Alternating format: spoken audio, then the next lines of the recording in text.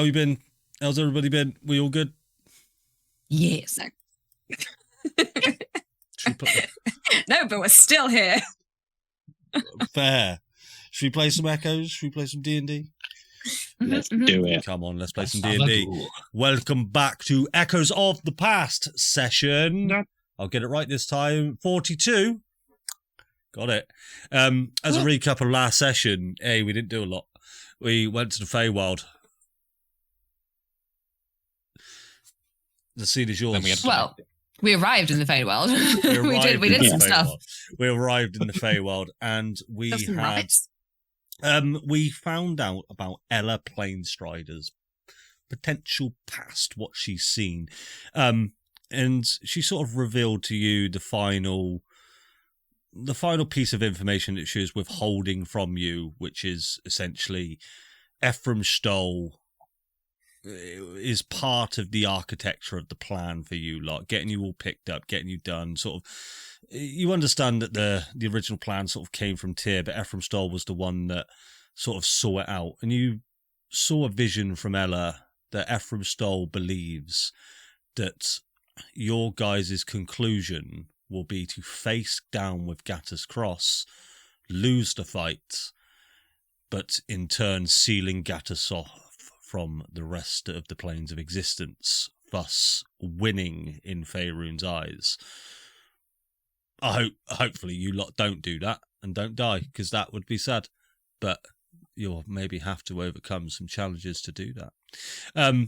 Within the fugue-like plane of Ella's deathbed, Hugh encountered a long-lost love, which he had a very nice and intimate conversation with. Julius met a bitter nemesis, a bitter rival, in which Julius committed the act of soul death, to which the Raven Queen was not best pleased. And Lugus played battleship with an old lady, Margaret, or Edith, one of the two. It was Margaret. I think it was Margaret. Actually, no, I think it was Edith. I cannot remember. I cannot remember. It was Dorothy. It was Dorothy. A crucial NPC. Wait, it wasn't anyone. Who's Dorothy? There was not a Dorothy. Who was Dorothy? Which old lady was Dorothy? There's never been a Dorothy. I'm sure there was a Dorothy. There was a Dorothy. Edith and Margaret. There was a Margaret and an Edith, because I called her Maggie. Midnight Bingo Lady. She had a name. That Dorothy? Maybe that was Dorothy. Maybe that was Dorothy. I only have 3 old people's names. There you go. Just cycle through them chronologically. From there, the group decided to discuss the meaning of what is soul death, what are the ramifications of it, and potentially a path to arch-lichdom for Julius. Whether you decide to take that path or not will be up to you. Asmodeus also tried to sort of coerce Julius in, seeing that Julius is in a very immune state. No, that's not the word. Immune. Not immune. Very vulnerable. Vulnerable. Very much not immune state. In a very vulnerable state. The opposite of immune. But you were able to withstand his persuasions. But we will pick up from where we sort of left off last, and that is in the Feywild, upon the Harmony airship. And you are currently stood in front of Caleb Horns and Janus Brushtail, sat down at a table. Janus is currently coughing up ping pong balls from, apparently there is a portable hole within him that he has swallowed. And he is also very, very drunk, as he is an alcoholic. As Adam has decided that the powers that be, that is how I must play him. But you all requested that Caleb Horns smoke your pipe, and he rolled a natural 1 on a Constitution saving throw. I suppose before we delve into this, the scene is yours. I'll say it. He's currently smoking on it. Just go. Is there anything that you guys wish to do? Do you feel anything? Like anything at all? Not yet. Let me have a few more tokes. Hold on. I just want. Yeah, well, I don't think we'd be doing anything but looking at him. Oh, all right. I'm going to go get some snacks if anyone wants anything. Yes. Oh no, sorry. I'll take a pickled egg, Hugh. I'll take a pickled egg. One pickled egg. And a beef jerky. A lot of butter And beef. a beef jerky. I'll be right back. And head off to get the snacks. Cool. And as you head off to the bar, you see that it's currently vacant, but you do see Bingle sort of cleaning up sort of around the bar area. Yeah. Anything you wish to do? There is the bell on top of the bar. No, I'm getting the snacks and come straight back. Yeah, all right. So yeah, it just seems like it might take a while to have effect. So I want to be prepared. All right. So yeah, Bingle gets you some pickled eggs and some beef jerky that just so happens to be there on the Harmony airship. Yeah. Any of you others up to anything? Just sort Literally of just last rites, really. What are your final words, guys? I regret nothing. Because the man has so many regrets. So, Caleb Horns takes a large inhale of the pipe, sort of as the substance within it sort of burns out the small tiny embers. And you hear him just sort of go, I don't think it's working, but I will let me try a large inhale. And as you do, he sort of inhales this large, sort of the biggest breath that he can, and you see his eyes start to sort of dilate as he looks out into the middle distance. And his exhale comes with a pause, and you see him start to hesitate. And as he does exhale, he sort of, it murmurs out of his mouth as he sort of coughs it up, but then withholds some of it, brings it back in, then exhales it back out.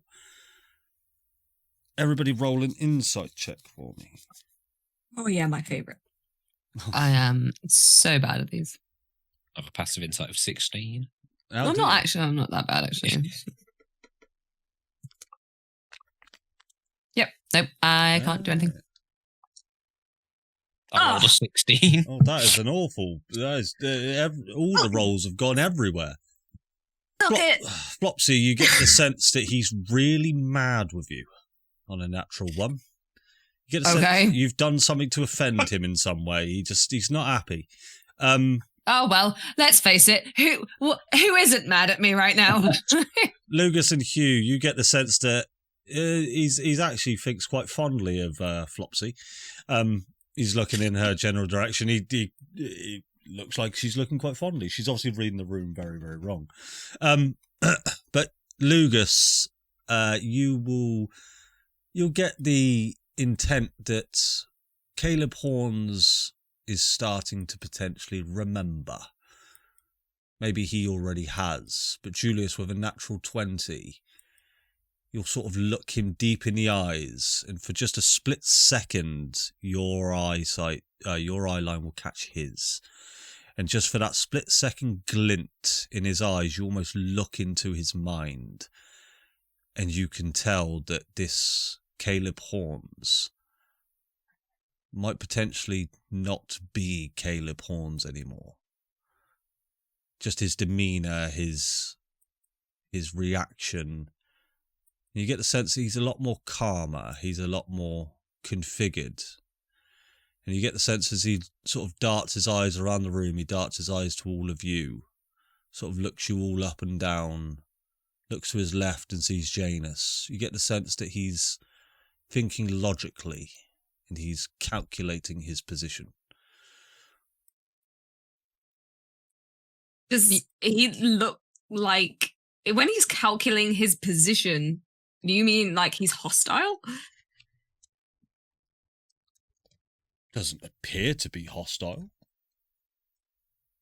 Well, unless you're me, at which point he fucking is. Well, yeah, so Flopsy, he potentially looks like a real scumbag.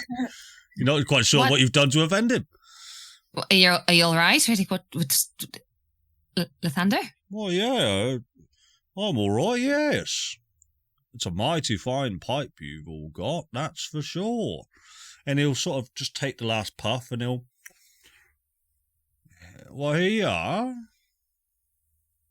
Not sure what that was supposed to have done. You don't feel any different, huh? I mean, hits the spot, doesn't it? Any memories come flooding back? Anything at all? What are you expecting me to say? Maybe Yes. Well, yes, I've got many memories, for sure. Which New memory? ones? I mean, everything's a memory if it happened in the past, and I guess... Oh, fucking hell. Did you see any echoes of these past moments? Wow. Well, I guess every memory is an echo if it happens in the past. Maybe a reverberation of a said memory, and, well, maybe I'm, I'd say I've seen some echoes of the past in my time. I'm just going to, lean over to Lugus. Was Lathander this much of a cock? He was a playful cunt. And he'll dart his eye to you, Flopsy. Roll an insight check. Please roll another nat one. Yeah, that'll be fun. No. Well, I mean, it would be in character, let's face it. Oh, so much better. 9. 9, it's not the best. I'll say you're not quite getting any sort of sense of what he's thinking, but as you sort of whispered over to Julius, you could see as the first syllable exited your mouth, his eyes darted over to you. And you get the sense that you're whispering out of earshot, but potentially he's heard you. Oh. Well, Was super hearing one of his skills. He's a god. That's everyone's skill. Okay. I don't suppose you got that beef jerky, big man, yet? Yes, and here's an egg to go alongside it. An egg? You could keep that egg, big man. No, I'm all right, thank you. You keep that for yourself. They're very good, are you sure? Not for me. Did you ask for a pickled egg? Just testing you, seeing where you come from. Don't really like 'em much myself. Testing us for what? You asked for a pickled egg. He got you a pickled egg. What's that to test for? Don't know, really. Look, I'm not interested in the pickled egg, and I'm not sure why you lot are so interested in me being interested in the pickled egg. Oh, God, will you cut the bullshit, okay?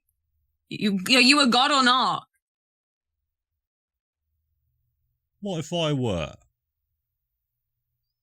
Then we'd probably stop asking you such annoying questions.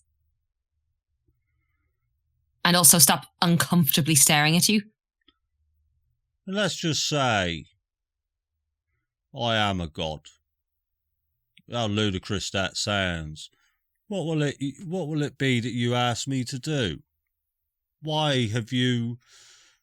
you on a mission to awaken gods?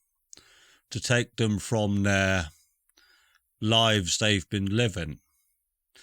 To give them back their memories that maybe they wish to have forgot? What is your purpose? To save Faerûn. It's currently under a lot of pressure from two sides. We've got Asmodeus on this side, being a dick over in Neverwinter. And we've got Gattus Cross threatening to come through the skies from the upper plains. Gattus Cross. Now that's a name I haven't heard for a while.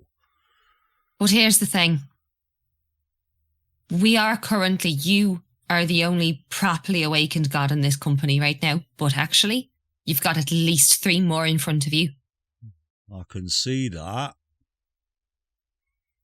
And, well, I don't know if I can't talk for anyone else, but from my perspective, even as an immortal goddess, I know that she gave up her powers to save this place. I don't think she'd wanted to suddenly go back to rack and ruin after giving up such a sacrifice. Or maybe the immortal goddess was just hiding, knowing that the inevitable was coming. Maybe you can't stop the destruction of this plane of existence. Maybe it's inevitable. That's a very nihilistic way of looking at things for a god of light. It's a very logical way of looking at things. I'm not saying that is what will transpire. I'm just saying what gives you so much hope that awakening gods is going to help you in this fight. Do you know much about... Maybe we were just expecting them to be, like, I don't know, a bit more useful than you. Ah, right. You was expecting them to just come out, shine their torches around and start casting 18th level spells, I guess. Less the torches, that's more your thing, but everybody else will, they'll all just, do what they do. I look, the gods fought for us once before. Surely they'll fight for us again. I think you're mistaken. We didn't fight for you. We fought for ourselves.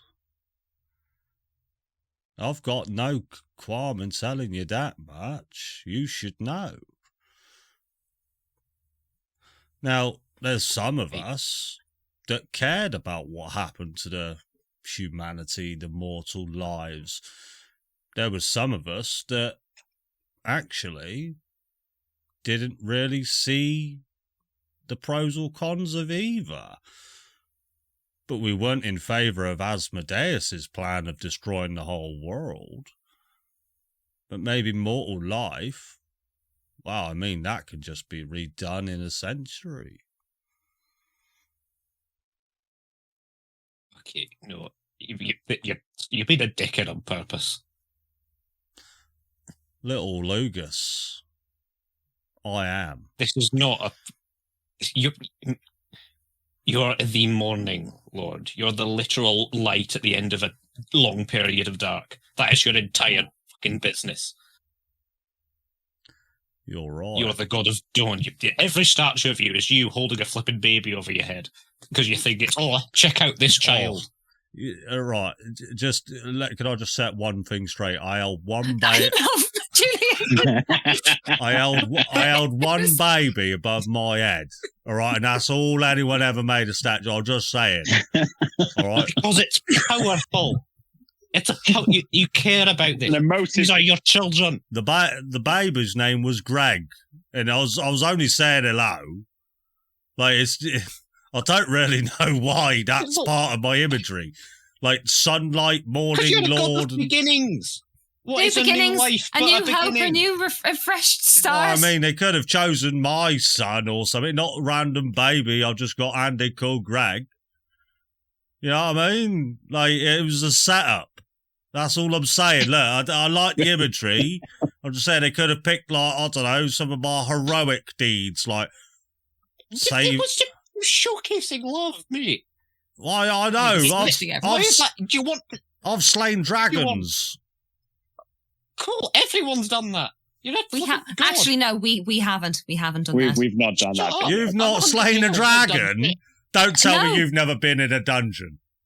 We've not been in a dungeon. Actually, no, we have been in a dungeon. We went down and under Baldur's Gate, remember?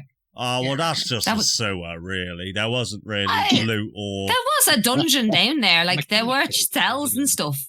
Oh, I wouldn't constitute that as a dungeon. I mean, Gob lived there. Do you know what I mean? No, you're thinking of Waterdeep. No, I'm talking about Baldur's Gate. Sorry. Baldur's Gate. That was a dungeon. Oh, sort of, yeah.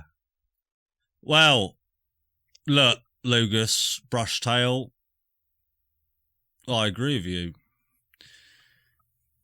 I suppose I've said those things just to see your outlook on it all. And I can see you're all in favour of saving the day, stopping everything, a new light. Right? Yeah, you've got it. You've got to try at least, right? Of course. Yeah.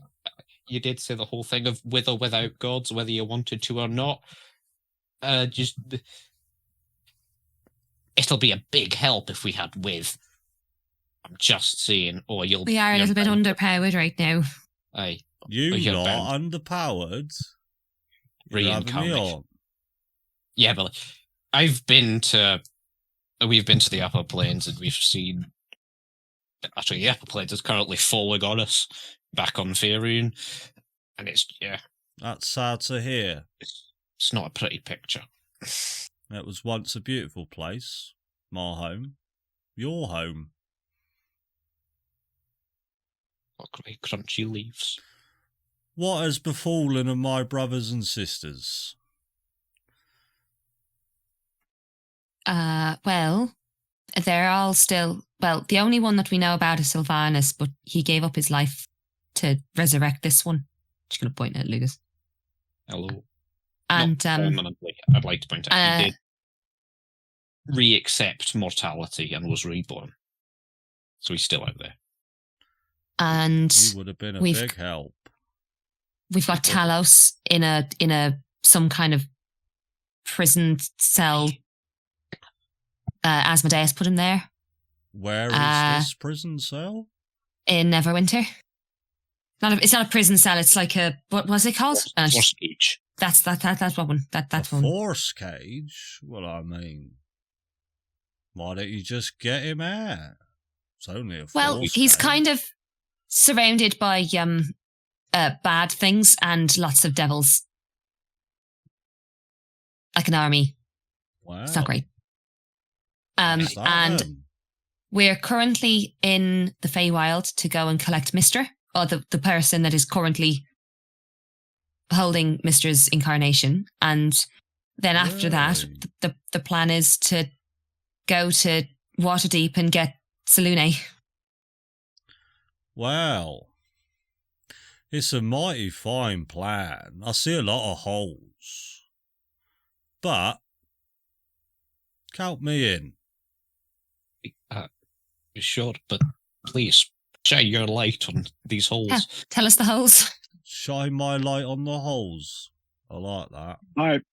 I thought every detail of this plan through, and I see no holes. Well, I suppose the one gaping hole is how do you plan on bringing down Asmodeus, I suppose? We Well, we do have a plan for that. shit. We do have a plan. I We do have a assume plan. it's the Baylor.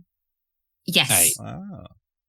it's get to Neverwinter. Yes. Oh, no, grab the Baylor, smash it. He goes down to hell for 12 hours or whatever it is.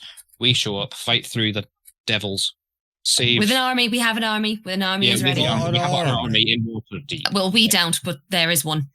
Yeah, and half of them are the same guy. The Army Immortals. Right. Okay. That's summit at least. What else you got? And a lot Why of do you wanna know? Elgondos. El How does Gondo? how does he look like he's reacting to all of this information? Just sort of sat in his sort of, he's leant up against he's sat on a wooden bench with a small wooden table in front of him, and there's sort of, it's how I explain it, like Weatherspoons where they got the booths and they got that sort of that wooden bit at the back, don't they? And he sort of just leant back on there, sort of swaying back with his beef jerky, and he's sort of taking a bite out of every sort of sentence. Make an insight check. I will. That's not going to be another nat 20 though. Imagine if it was. That'd be good. 14. 14 is pretty good. Think so? You get the sense that everything that you guys say, as soon as one of you starts to talk, his eyes will dart in their direction. Now, when they do, he will listen to what that person is saying, but you get the sense that he's navigating up and down, looking left and right, looking at all the little details of you as an individual, and he'll listen to what you have to say, and he will respond, perhaps in a way that is thought-provoking to you, just to see your reaction, is sort of what you're getting. So he's very, very chilled out. He is thinking very, very Everything's a logically. fucking test. not necessarily a test, but he's trying to get the answers that he seeks, but he is just doing it in a way that maybe he's not asking the answers direct. He's not asking the questions directly to you. He's trying to get you to tell him subconsciously, I guess. He's doing psychology. Kate, there you go. This guy's pissing me off. Mate, Yeah, what a dick. maybe don't. Well, I don't. My brothers. I do not mean to cause any disdain or offence. I mean, I've just told you I'm all the way into your cause. Now, that whole spiel about me being very neutral to the mortals of Faerûn, well, I think the mortals of Faerûn are pretty darn cool. Hell yeah. Yeah. In fact, it was me that sort of came up with all the old premise of you lot walking around, I really guess. I sort of put it to him, and, you know, many millennia and ectos, and here we are, I suppose. But another little hole in your plan is, what do you know about Gattus Cross? He's a twat. He is a twat. Been living a life up at doorstep for the past millennia. He's been experimenting on his daughter to take in argon and basically consume it and use it. I'm not sure it was ever an experiment on his daughter. I think it was just born out of love, I think. She doesn't seem to be in the best state. Yeah, she's very unhappy. She keeps crying all the time when we see her. Well, that is interesting. Kill me. Why don't you tell us what you know about Gattus Cross? Stop making us guess. We did meet him. We did meet him in the past. There is not a lot I know about Gattus Cross, apart from we paid close attention to him, but probably a little bit too late, if you ask me. I mean, if we had seen what he was up to a little bit sooner, maybe we could have stopped them. We did try. We killed his daughter. Well, not me. Oh, yes. That's a really good plan. Let's just incite the wrath of the one person that might be able to fight us. I can't see that going wrong at all. Well, you see, his daughter, Hazel, was never really supposed to be here. What? That is a life created solely out of argon. It's not a life that was ever really supposed to have been living. Wait, what? Yeah. Argon has the ability to create life, or at least accelerate life, but Gattus Cross was the only one to figure out he could create something from nothing, pure life. And we didn't seem that was right. I was on the side of letting him keep her, but the others deemed it a necessary evil to protect your world. Who were the others? I mean,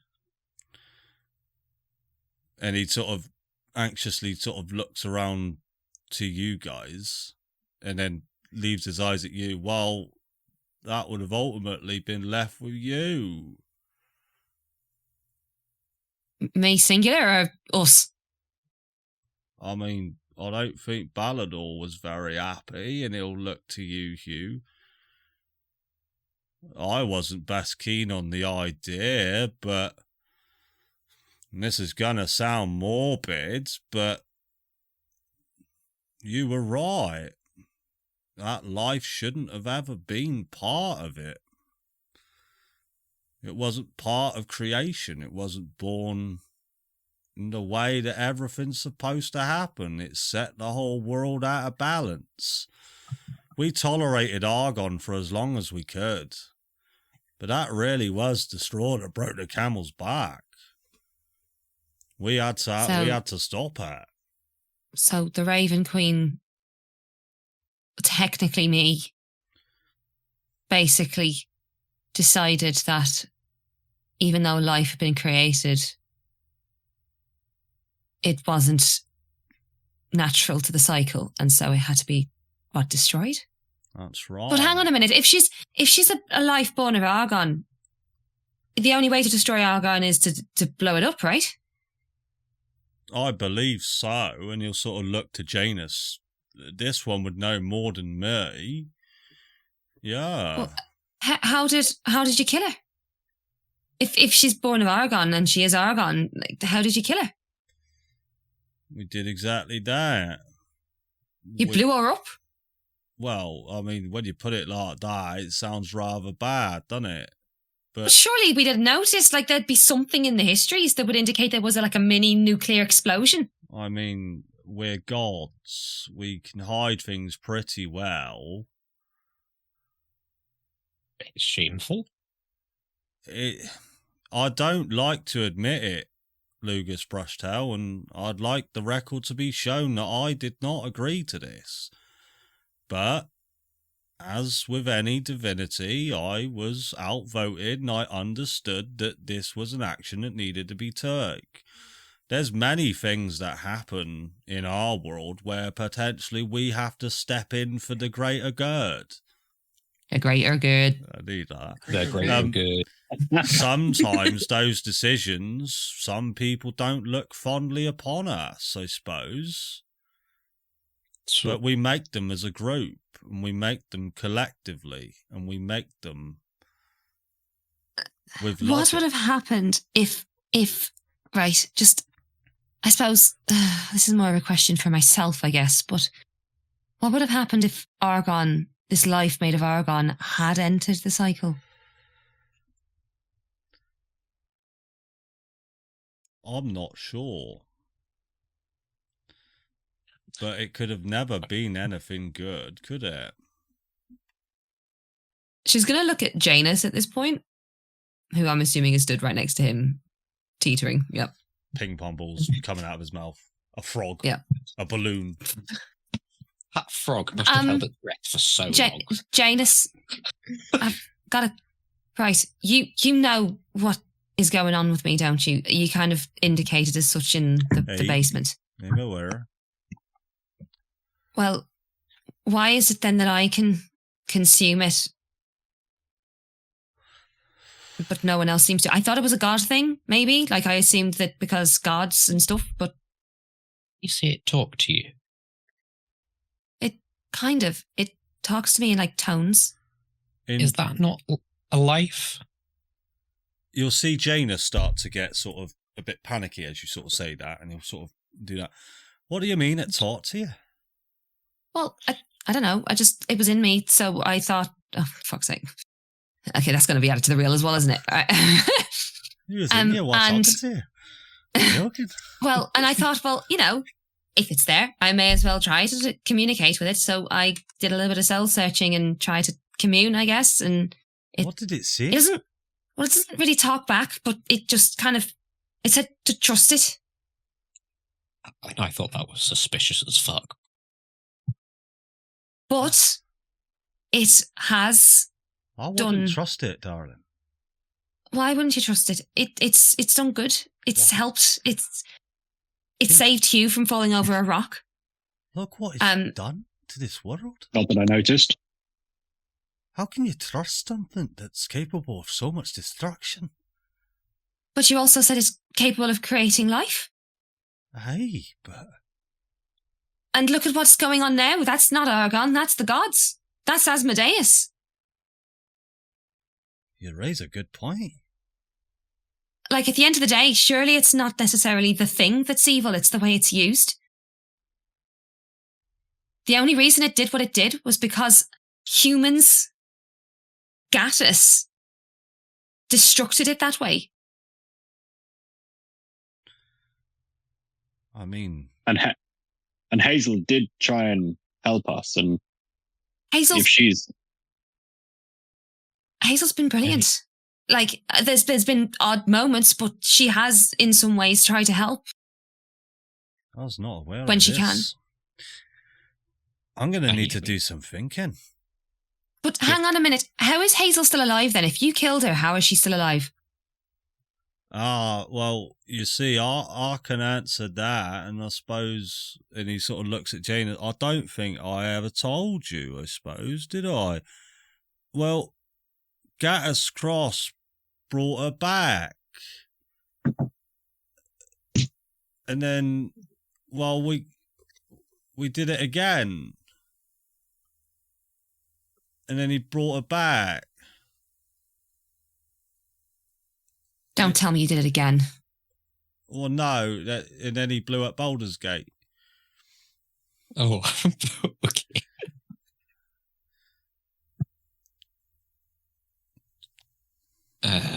We stepped in too late, you see. I don't think you stepped in too late. I think you stepped in the right, like, shit. It wasn't the timing. It was, I think you were the instigation. We don't like to interfere normally.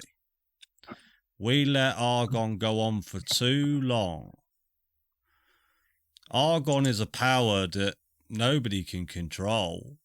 Argon is a power that,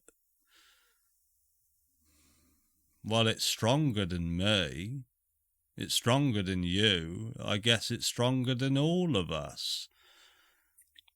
I suppose if saying it out loud, it sounds rather egotistical, really, doesn't it?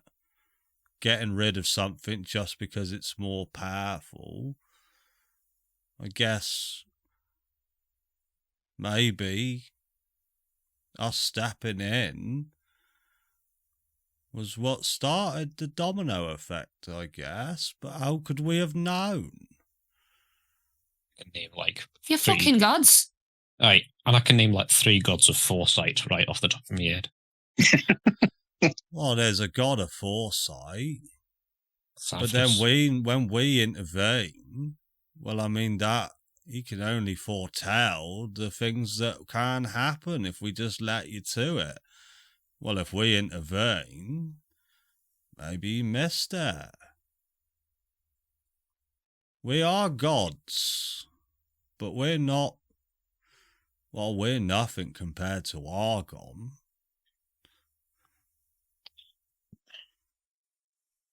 Yeah. I'm sorry to be the bearer of bad news and possibly, and excuse the pun, shed bad light on us. But we honestly were just trying to do the right thing. For mortals, and for us. I'm not going to lie. Gattus Cross is a man. He's immortal. But he has the power of Argon. If anything, he's stronger than anything that's ever been. How are we supposed to defeat him? You say you've got Argon in you, little lady. Yeah, I've got a shard of all 3.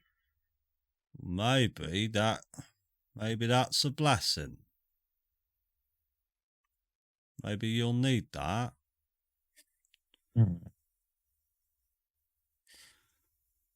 I don't know.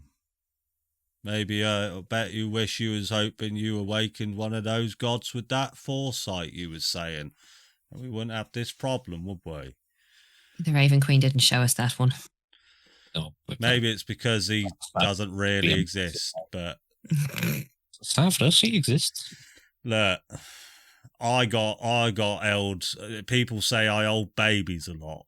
People say he can see the future, right? He probably did it once and everybody thought he could do it a million times. It was his entire... He invented the third eye. I'm pretty sure that was his brother and he just stole the idea, honestly. I don't know too much, honestly. You mortals seem to just sort of take hold of things from our past and sort of take it like gospel. We appreciate it, we honestly do, but I mean, take it with a pinch of salt. So ultimately, we don't know why I specifically and none of these people can take in Argon. We don't know why that's the case. I think. And Well, I guess it's because you're divine, my dear. well, so are these guys. Well, have they tried to take in any Argon? Well, they took in like a little marble of it, but like all of us have done that, and that's not the same thing. Why, I mean, the Argon that got within you could quite easily have got within the big man. Could have quite easily got within the squirrel if you cut it down a little bit, I suppose. Wait, what? Even that one there. And he points it towards Julius.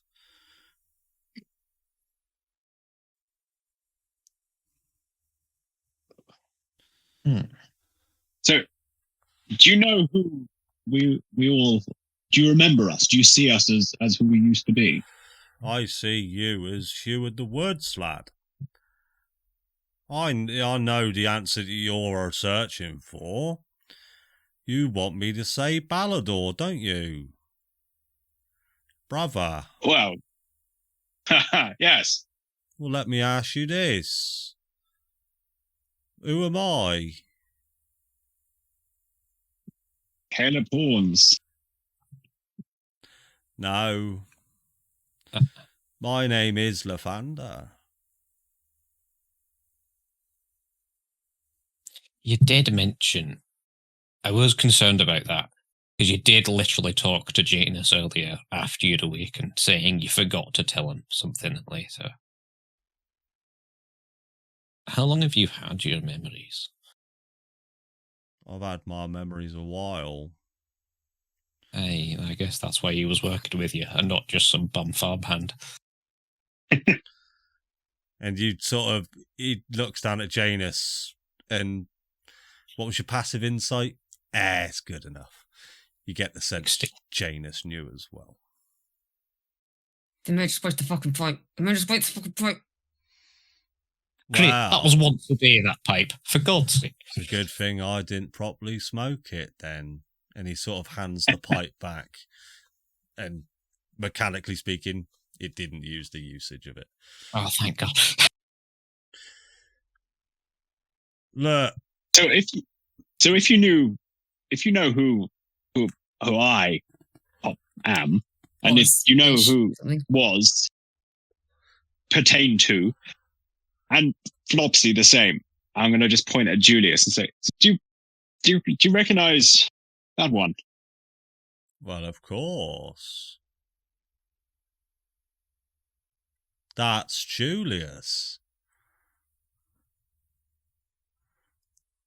And always Yes. will be Julius. It will always be Julius, and it is, he is Julius, but the memories that he has. Do you know? That's Julius. I wanted to slap someone so hard about life. I don't know what you want me to say. Well, you do, because you called him Hugh, and then you said, but I know what you want me to say. So you do, you're just not saying it. Baldur is to Hugh as is to Julius. I think I am saying exactly what I mean to say. And he looks at you, Julius, and he sort of gets up from his seat and he'll walk over to you. Your journey is a journey that is very great. Your story, I've looked up to you for a long time. But it's your journey now. And it's for you to remember who you are. Not for me to tell you.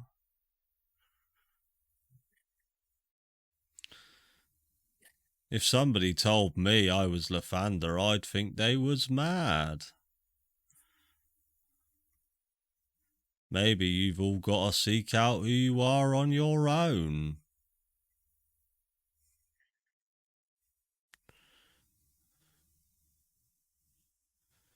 Does that make any sense? As much sense as a divine being has always made. Aye. I think you'll be quite surprised when you figure it out. And we'll revisit this conversation.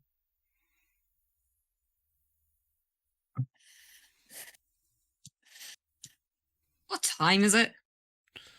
Well, it be the morning, lovely.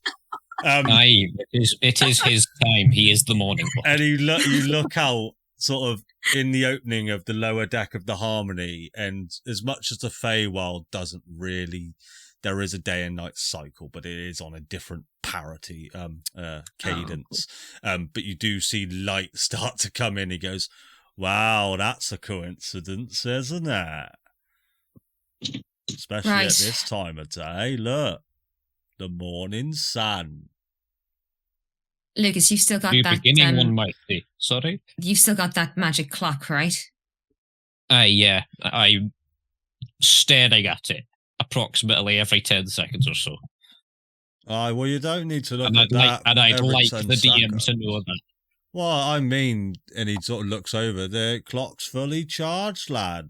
I mean, be safe knowing that your clock's okay. You haven't got to worry about it. Hey. Has it been an hour? Yeah, with meeting the Legionnaires and doing all this, I'd say it's been an hour. What? Still I fully been- shut. Well, I don't know the percentage Have I of an been- hour against 3 days. I could 24, 48, 72, an hour against 72, so it would probably be like 98.2%. Something like that. There you go. Right. Shall we maybe then bench this conversation and perhaps just get on the ground and walk in a direction and hope that it's the right one? What, you don't even want me to come with you? Are you going to come? Are you going to help? Well, yeah, if you... Why else? Why? I'm a god. I like how there were two distinct questions there. Are you going to come? Are you going to help? Well, Yeah. I mean, you might encounter beastie. But well, you know what? I'll stay here. No, it's all right. You can come. That's fine. If you don't want the power of a god, I mean, Sorry, it's just up to this point, the gods that I suppose Talos, actually, to be fair to him, was pretty active. Yeah. To be fair, I To- don't to know be what fair to happened Talos. over the past millennia. Talos has really changed.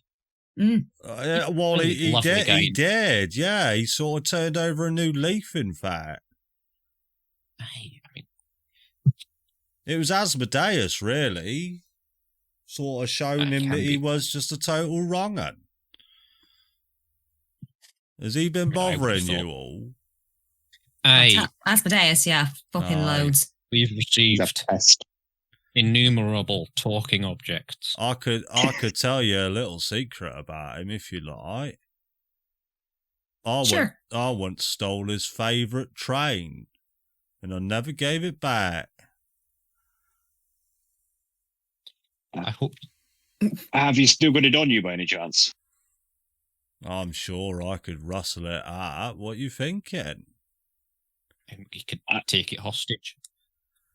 Oh, well, I was just hoping that it wasn't going to be another rock situation and he can hear everything that we've been saying. No, I don't think so. Look, don't get me wrong. He's not going to go hell bent on leather on trying to get his train back. I don't know. It might serve you some sort of favour. He is a god after all. He's not stupid. But, I mean, he did love that train. That's why I took it. Who'd have thunk that gods would like trains, eh? Especially one that hates all life. What's a train? That's it. What is a train? What's a train? Well, I suppose you don't have them in Faerûn, do you? Well, I think that, they're more of an Eberron thing. Yeah, they're literally an Eberron thing, yeah. Yeah. And he'll sort of, he'll reach down, he'll sort of bring his hand out and he'll just whisper something slightly and you'll see it materialise in front of him. And it's just this red steam, what we know as a steam locomotive. You'll say, there you are, this here is a train. Why have one of them if you could just get on an airship? Well, these were a little bit before airships, but they still have a novelty in the fact that they sound pretty cool. Chugga, chugga, chugga. Choo-choo. To be fair, that does sound. Chugga, chugga, chugga, choo-choo. I'll tell you what, if we make it through this, I promise you all will go on a train. Okay. I'll take it. Hey, I'll take that. I'll take that deal. But something's telling me this fight is going to be hard to win. But I'm here to help you. We're also trying to find the 4 heroes of Faerûn from... Oh, fucking hell, don't get them involved. No, we are not personally. We might help if given the opportunity, but that's more... Yeah, they'll cause more hassle than what it's worth. Hey, you mentioned that the tiny bit of argon in Flopsy could be a major help. That's right. If they died in the argon explosion that started the cataclysm, as far as I've been made aware, surely they must be chock-a-block. Maybe you're right. I'm not too sure what befell of them, I'll be honest.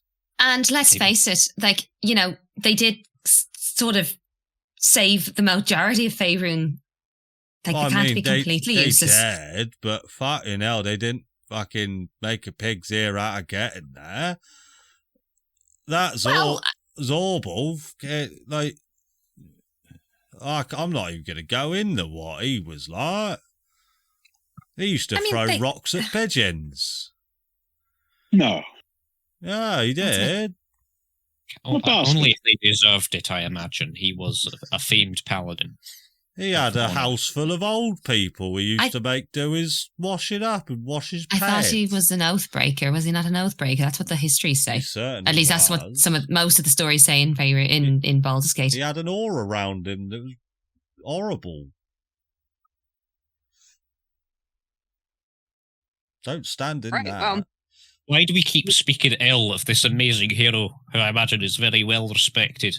I mean, at the end of the day, it's just, you know, it's power that is on our side. Like, they are going to want to defeat Gattis because that's kind of their shtick. So, I mean, by all means, all I'll say is keep them on a tight leash. Yeah. I'm not sure how we're going to do that, but we'll give it a go. Well, let's go then, shall we, to the Fey Wild. Not been here for a while. Let's go. Just to clarify my earlier statement, have I been inactive for an hour and may I take a short rest? Oh, most certainly. Yeah, you could all have taken a short rest. I didn't know that's what you were getting at, to be fair. That's all right. And you have to opt out because you did I could do with some hit die, actually. Why did I take damage? We had a fight last session. Did we? Yeah. And a session before that. Yeah. And I got hit by 2 rocks. You did? I got hit by more than that.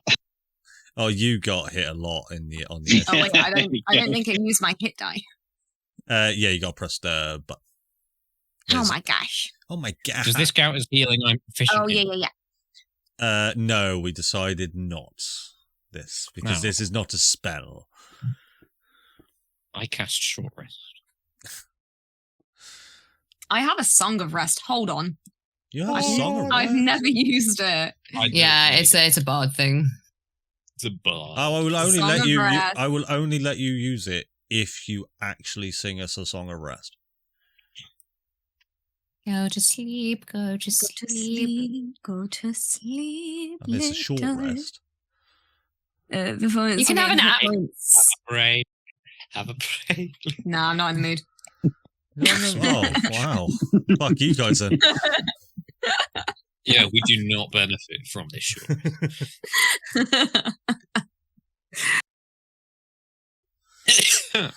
Right, well. What's the plan then, everybody?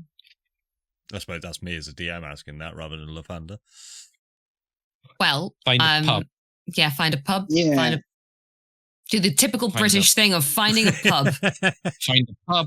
Lady. Has anyone got locate pub as a spell? Let me check my list.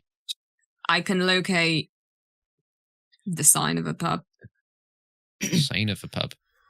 We didn't see the sign of the pub, so you don't know what it's called. Let's just say I didn't describe there being a sign, but I'll tell you what, Julius, make a history check, because it might just been that I left the sign out. He wasn't there. Julius wasn't there. Wasn't there. Me and Hugh were there. But Julius can look up a generic item and then basically get a ping. Yeah. I'm just wondering if you lot can describe this sign, if there was one. Julius and Hugh roll Lugus and Hugh roll a history check. I was there too. Oh, and you did. I'd forgotten who was there. You were inside. You were from her perspective. She was in the back. Oh. I would remember. Fucking hell. 10. You wouldn't remember there being a pub sign, because this is the Fey Wild and not Britain. But you would remember a very distinctive looking plant. Now, there's plants everywhere. This is the Fey Wild. They could be all manner of stuff, but this was different.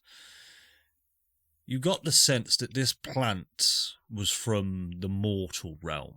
Maybe something that someone had brought, not something you would typically find in the Fey Wild. So you could accurately describe this potted plant, Lugus, to Julius, who could then possibly locate object. Tell me what it looks like and I'll draw it. Okay. Sure. I'll describe the potted plant. Right, we're not going to do a check here, but I'd like you to describe it, and Kate, I would like you to physically draw it, and if you get close, I'll let the spell work. How's about that? Oh, I don't have a piece of paper. Pictionary. Paint. Shitty paint drawing. Oh, I get paint out. Do I get any images of a plant, or am I just making it up? Eh? Yeah, just. But bear in mind, Julius is good at drawing and Kate isn't. So what I want you to do, this is dumb. This is dumb. I would like you to describe a plant of your choice, Adam.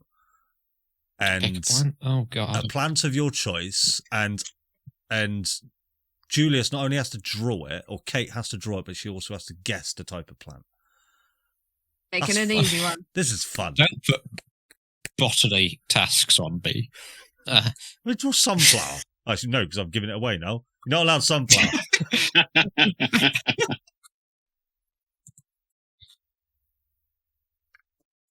No, my pen's not even working. Go, Adam. This is what D&D is about. No, it's really not. This is surprisingly stressful. Do you want me to do it? I'm going to try as well. Yeah. Oh no. Yeah, you do it. I'm too stressed. Do you want me to do it? It is a plant within a pot. Apart from the pot is not relevant. But what is relevant is a very thin, pale green stem. I don't have colours here. So, I've got blue. I've got blue. Yes. Well, sadly, this plant I have in my head has no blue in it. But I won't take colours into account. There's a very large, thin, pale green stem. At the top of that stem is almost like this white, hardened, small, how do you describe it? End. Plant end. In that plant end is many needle-like petals loosely attached to this white end. Right. And on those needles are these very small, feather-like blossoms that are white. It's a long stem. Long stem. Yes. A white sort of end to it. A peace lily. Right. It is not a peace lily. Has it got a rude name? No. Okay. I've done a terrible job describing this, but Oh, I know what you mean. I do know what you mean. I don't think you have. have I not? I do know what you mean. Is it? Because Kate didn't see that, yes. Yeah, okay. Yes. Darren. I got What is it, Darren? What is it? Do it. She's not looking. I know what it is. I did see. Oh, I was going to go for that one. Connie. It's a, Oh. So what is it it's then? what are they called? Where you blow them? I'll I know what they are. I can see. Julius can see it in his head. It is, in fact, Give me a D. dandelion. Is it a dandelion? Yeah. Dandelion. Is that quite good description? I tried to keep it semi-cryptic. You like my dandelion? Because I could have gone, you blow it and they all come off and you make a wish. Yeah. Right? This is a good one. Great. I'm gonna. Well, that's the first time we'll ever do that, and probably the last. No, I love it. Let's do it next time for a person I'm trying to find. Okay. God. Right. Blossoms really threw me off. You made me think tree. Yeah. I will cast locate object, and as I cast it, I will reach over and take some of Janus's alcohol and have a quick swig, and then Do you just do that in front of all of us? Yeah, in front of all of everyone, or yes. Okay. Deal with that what you will while I look at the locate object spell, just to be sure. Julius? This is the problem I thought we would be tackling later. Be quiet, I'm concentrating. I'll do some shit. What does locate object actually? Hang on, let me have a just look. reading it for you, don't you? Let me see. You know where things are within 1,000 feet. Ah, That's middle far click around. to lock. Oh god. Describe a name and objects familiar to you. I got you. As you finish casting this spell, your eyes will sort of glaze over in this white, and I've always I like doing locate object like this. You suddenly get this tone within your head of it's almost like a sonar tone of just beep, beep, beep, and you get the sense of the direction, but you do not get the sense of the distance. And you will have this tone while you are traveling. But I can see though, right? My eyes went wide, but I can see. Yeah, exactly that. So what? I remember, and I was like, "Oh god!" So it will take you as the crow flies, as it were. So now it is pointing at the wooden wall of the Harmony, off to. Well, I guess you don't really know the sense of direction, so you wouldn't know if it was north, east, south, or west. You would just know it's that direction over there. That way. And you see Julius pointing at a wall. Well, let's hurry up, shall we? Because I'm pretty sure that our last 10 minutes. Can I just have a look at Hugh? How is Hugh responding to Julius having taken a swig of alcohol directly in front of him? He's visibly shaking, but not saying anything. Okay. Like his fists are absolutely clenched, but he's trying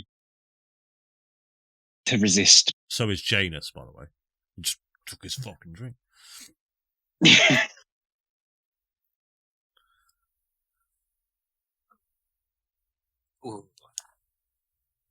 Well,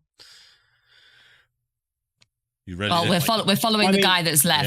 Yeah. So, what I'll say is Julius heads up to the top of the ship. Now, what you will have seen now is Ella sort of didn't come down with you. She sort of went up to the top of the Harmony, and you've gradually felt it as you've been talking to Lathander and Janus that the ship has come to almost a dock. So it is landed down within the Fey Wild. So it's currently not floating anymore. And as you head out onto the upper deck of the Harmony, she just says, I'm going to need to get some rest. Eventually we're going to need to get out of here. As always, you have the sending stone to me. I have enough to get to you. And she passes you, Lugus, to this tiny little stone. She says, keep this on you at all times. If you ever need me, contact me. I will be able to know your exact location with this stone, and I will try and get there within a blink of an eye. But my powers are waning. If it isn't urgent, try not to, because the sooner I am able to bring my power back to the point where I can portal us out of this place, the better. Hey, you focus on that. Good luck to you all. I head down to the library. I have that thing's bomb-proof for some reason. It was fitted with adamantine shielding, yes. Why is that not on the entire ship? Because it's Anyway. very, very expensive. Fair. Yes. Okay. You ask silly questions, small squirrel. Sorry, I'm not from you.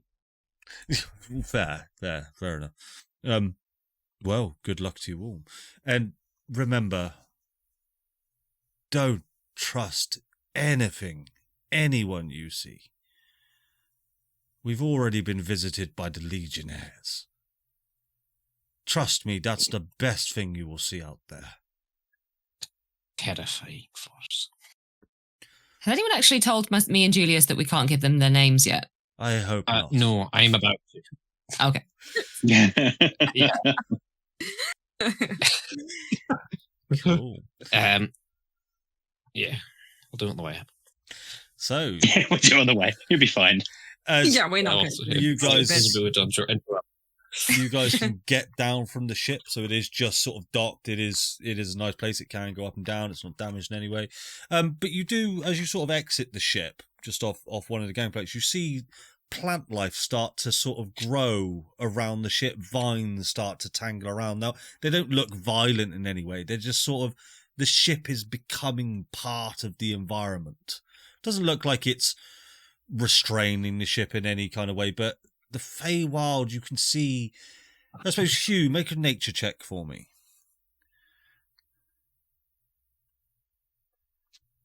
Our nature check coming in. Ooh. 15. You can see that we get the sense that the Harmony airship is a foreign object, and this land of the Fey that you're not too familiar with, but you get the sense that it's magical. It's got a life of its own, and it is trying to bring balance to its life by turning the Harmony into something that should belong. Was the Thunder, is he with us? Did he come with us? Oh yeah, I'm right here, lads. Don't you worry. I've got my 9th level spell slots and all sorts. I mean, I'm not as powerful as I once was, but I've been awakened for some time. I can kill a bitch, that's for sure. Good. Yeah. Hopefully, we won't need much killing. Here for recruiting purposes. I'd prefer not the kill. I'll be honest, killing's not. Well, unless it's like a big devil toad or something. Like, well, I suppose I do there is a not big like. toad. I've seen a big toad here. Oh golly! Well, if we see, I'll kill it on sight. We were told it was. Who told us it was friendly? Was it Ella? Ella. Yeah, Ella said it was friendly. I think his name was like Jeremy or something. Jeremy, yeah. I mean, names. I Good segue. Names. Name. Hey. Listen. No, shall we? Hugh. I don't want to interrupt. Should we just get going? I've got 10 minutes on this thing. Yeah, cool. We'll follow you while I give you warnings. I will go in the direction of the pin. That's it. So you sort of jump down from the ship, and I'll move us to here. You do find a track that does head in the direction of the pings. You can see it's a well-worn track, and everywhere around you is these large sort of bellowing sort of mushroom-type trees. You see there's insects sort of crawling along the ground, and as you look closer at them, like there's a sort of this caterpillar that's sort of doing its caterpillar walk, but as you look at it, Hugh, it turns to you and just spontaneously combusts and just goes and just turns to ash.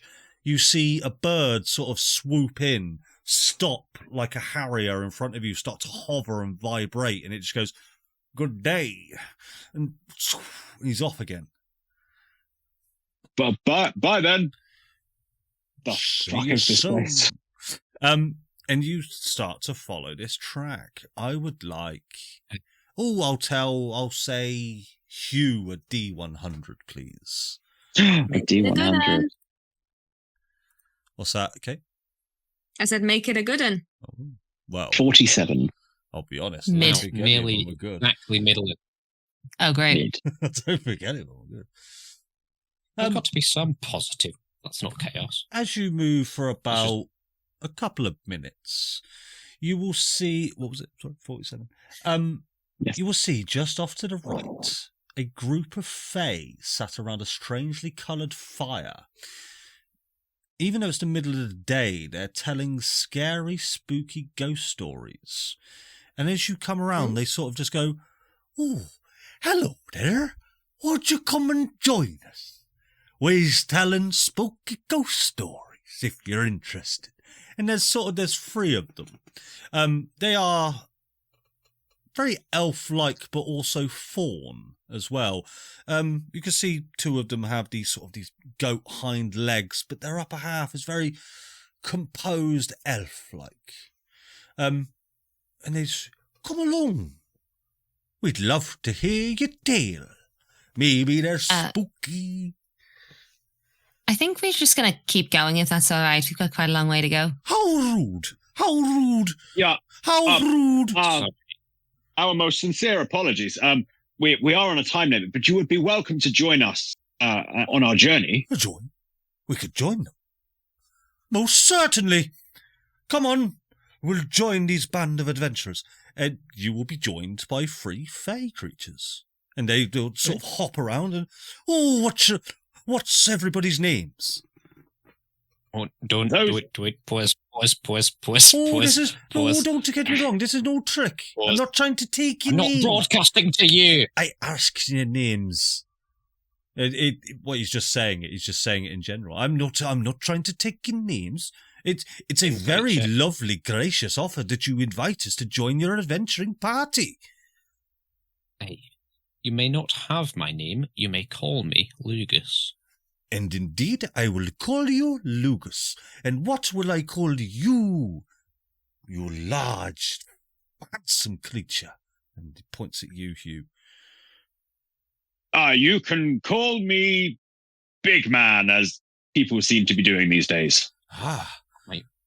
And you there, and he'll sort of point at you, Julius. May I have your name? Do you know where there's a pub? Well, how rude, how rude, how rude. I might know where a pub is. Cool. Where is it? Well, I can't just divulge information like that. I don't even know your name. Okay. We could I'm trade. gonna start walking off again in the direction of the locate object. And you will, they'll join you. You let them, yeah. Oh, Yeah. God. Yeah, absolutely. You'll head along for another few minutes. These 3 Fey creatures are sort of, they don't shut up. They're telling their stories. One of them's saying sort of, "Oh, you know that lady we met last week, you know, the big lady with all the baskets of hair, and she was trying to sell us ponytails of mortal beings, I don't know." And they're just sort of telling all manner of stories, and they just do not shut up. Okay, they're very loud, they're obnoxiously loud, but they're happy to be there, and they're just sort of jaunting between you all, sort of dancing between you all. And you go on for another. Lost the element of stealth. You I'll take most another sip certainly have of lost the the bottle that I definitely brought with me. Oh. Oh, Uh, oh, oh, oh, oh, oh, Oh. Oh. Great. ah. Oh. Oh, not cool. And you'll be walking along this path for a little bit, and Julius, your pings will ping in the path's direction, but you'll see the path will then diverge off to the left, but your pings will diverge off to the right. Say that again. So imagine a path in front of you. The path veers around to the left, but your pings will essentially take, like if you were to follow it as the crow flies, you will be heading off the path. What's in front of us? So the path curves around, but like what's in between? Sort of, as you've been walking along this path, you've just seen fey, magical, arcane overgrowth everywhere. It is almost overwhelming to even look at a certain patch of it, but this trail has given you a safe passage throughout all of it. Off the path, you'll be heading into the overgrowth. Kind of sigh. It's that way. I'm pretty sure we didn't see a path leading to it in the vision. It was sort of just in an opening, really.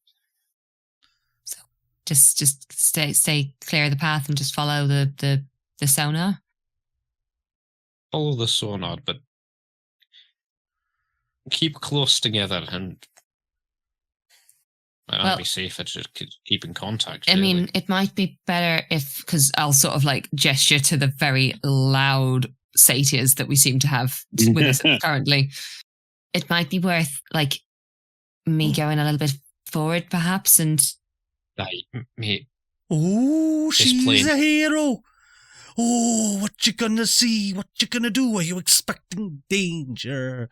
If it's nothing else, Lugus, it's more for my headache. Hey guys, ask her what a passive perception is. Oh, hang on. I'll try and guess. And he just goes and tries to creep up behind you, Flopsy. And he gets right up to your face and goes, I bet you didn't see me. What's your passive perception? She's going to roll her eyes, and then she's just going to go back to Lugus. Look, I just think if I can perhaps scout out a little bit, you can send to me. That's fine. You can just check in every so often just to make sure everything's okay. Just mechanically. What is your passive perception? Mine? Yeah. 23. Okay. Oh, I'd only just fly up and have a look. Oh god. But yeah, this fawn creature will sort of bend over to your neck and just go, ooh, and it will just sort of back off slightly and join the others. It's like, she does have very high passive perception indeed. We could fly over the trees. Yeah, I think we could It was underneath the canopy, though. You did not want to fly over the trees, darlings. There's a lot more dangerous things up there than there is down here. I don't believe you. What could be more dangerous up there? I mean, the flying snakes and the wyverns and... Inside check. Yeah, go for it. Is he making shit up or is he being genuine? Go ahead. Flying snakes are CR 1/8. I know. Hang on, wait, what? Oh, right. Yeah, it's cool. That was a natural. That was a natural one, dude. So bad. Yeah, I don't know. I suppose make a perception check quickly. Perception. Just to go along with this. Yep. I suppose with such bad insight, you sort of just go, oh, maybe he is right. And you hear this sort of off into the distance, like this guttural roar. But maybe it's just your mind's playing tricks on you. Do I hear that? Make a perception check. We just got 21 and I'm going to give you more passive perception. The answer is yes, you will hear the roar, but if you roll really high, I'll give you more. No, I do not. No, you hear a roar. Okay. I want to give you more. I want to tell you what's out there. Do I hear the roar? Everybody will hear the roar. And is the roar coming from the direction that Julius is pointing right now? It is coming from up above. I don't think that's a good idea, Julius. Look, I'll only go a few feet in front, but it's just enough to perhaps give you a little bit of warning if it comes, and you do what you think is right. Never have I heard such a loaded sentence. Okay, so she's gonna kind of like put one eyebrow up, and then Haven't got a rabbit with eyebrows. well, I don't know, brow, I don't know, right? And then can I use the invisibility? Invisibility. From the shard. Okay, The what I'd like you to do. So I was going to make you flat roll this because this is now a stealth check with disadvantage, but because you've done invisible, do it with advantage now. There's too many pros in your favour. Let's go ahead and roll stealth with advantage. Now, how far away in front of the group are you being? I want to be in a sort of like a position where if something does happen, they can quickly get to me. So probably like a typical scout. Like I'm only sort of like 30 or so feet in front of them, but feet. just enough to give them like a little bit of a warning. Common move speed of somebody in a 6-second turn. Yes. Precisely. Yes. Okay, but so it's just far enough in front where I can kind of get a little bit of a heads up as to what's happening. Just roll that stealth check with advantage. Now, bear in mind that things might not spot you, but they will spot your group before they spot you, which if you're only 30 feet in front of them, might also spot you. So yeah. But the way I'm kind of thinking of it is that there's lots of like flora. There's a lot of flora like everywhere. So like if I'm kind of like peeking round stalks and trunks that they're that far behind me for. Okay, roll a stealth check with advantage. Nat 20. That's 20. At 35. Disappear. You don't just go invisible. You just go to another plane of existence, I guess. You enter the ethereal plane for them. Yeah. Who knows what happened to you? You just see kaleidoscope colours and you enter the afterlife and all sorts. Yeah, there you go. So you will all see Flopsy disappear and head off in front of you. How would the rest of you be travelling? Will you be going stealthily or will you just be moving? I'm having a chat. Yeah. I'm not having a chat.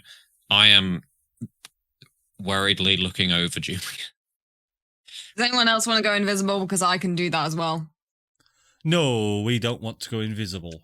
I wasn't asking you. Oh, how rude, how rude, how rude. I'm so sorry. Oh, don't mind him. He's not being rude. It's just his way, honestly. Your only problem. He's nice. Your only problem is we only allow someone to be rude to us 4 times. You have been rude to us 3 times. Do not let them be rude to us a 4th time. You do not want to see what happens if she is rude to us for the 4th time. Lugus, did you explain? Did I explain? What am I explaining? Like what it's like here. The unspoken rules. Oh fuck! I was like, "Are you still within?" Well, yeah, you're within my range. Broadcast all. Conference call. Is one of them to not be rude? I mean, first of all, I didn't know that rule. This is a new rule. You don't want to offend people. That one was made up. The Fey Wild has got small values, and one of them is I am respect. from like 5,000 years. You have been naughty thrice. Do not be rude. What happened in 3 times? You're thrice. Twice. How rude Wait, what? Thrice you have been That rude. might have been. Okay, but what was the first time? Thrice you have been rude. If you care to continue this conversation, a fourth of rudeness will occur. Do not question our logic. Hugh, why did we ask? Why? Do you know what? It's fine. Do you want to ask us to leave after you have asked us to join you? I wouldn't want to be rude about it. That would indeed be rude. It would, wouldn't it? It's a good job. I'm not going to do that. I'm It is really good happy indeed. I'm here. No, we wouldn't want to offend anyone here, would we, Julius? No. No. I really wouldn't. I really wouldn't. It's your passive perception, Hugh. My passive perception, I don't know. Feeling all our shit, by the way. Hang on. Perception 14. 14. You see as all this is happening, well, you don't see it, but you just about feel it, is one of them is sort of pointing over to Julius, almost distracting you, and you just get the sense as he's pulled something out of your pocket. He is attempting... Don't let it be don't let it be the jar of bonbons. He Don't is let it be the jar of attempting to take your jar of bonbons. Oh. Can I punch him in the face? To you, death to you. You want to punch You him have in the been rude. face? Yeah. Go ahead. Unarmed, Go ahead and make an Extremely unarmed rude. strike. how dare? How dare that's so unarmed rude? strike. Yeah, after I've been so polite. They let us be rude 4 times. We only let them be rude once. Yeah, absolutely. Yeah. Hey, they nicked someone off you earlier. Yeah, I know. They Let's see, by the one it was, Yeah. 27 What would you have was definitely hit. important. Because I won't know that they've done it yet. But yeah. No, you don't. Do you want to describe Damage. this fawn-like creature, this sort of very composed elf with sort of their satyr legs sort of gallops up like that, and he sees you sort of catch him, he just goes, "Ooh." Do you want to describe how you punch him in the face? This is very much on instinct as I feel my jar being handled roughly. I'll spin around, one hand will grab my bonbons as the left hand just swings and catches him straight in the nose. So, yeah, you. Oh! And you see him look just like he doesn't know what to do, and he just goes, "Touche! I was rude to you, and you were rude to me. Did the rudeness cancels each other out? We are even." I have not said one rude thing to you. I've been nothing but the epitome of politeness. My apologies. Be gone with you. You're dismissed. Please. Please. No. Yeah. No. If Banished. Out of my sight. You do not understand. You have invited us into your party. You have invited us to travel with you. By our law, if you cast us aside, we will stop existing. Oh, fuck's Our lives sake. will be over. Insight. That has got to be Insight bollocks. check. That is a big It's got to be bollocks. Roll an insight. I have a question, Andy. I have a question. Yeah. How have they stolen something from me when I have a bag of holding? They wouldn't have gone into the bag of holding. No. Have They you got stole your everything in a shoelaces. bag of holding?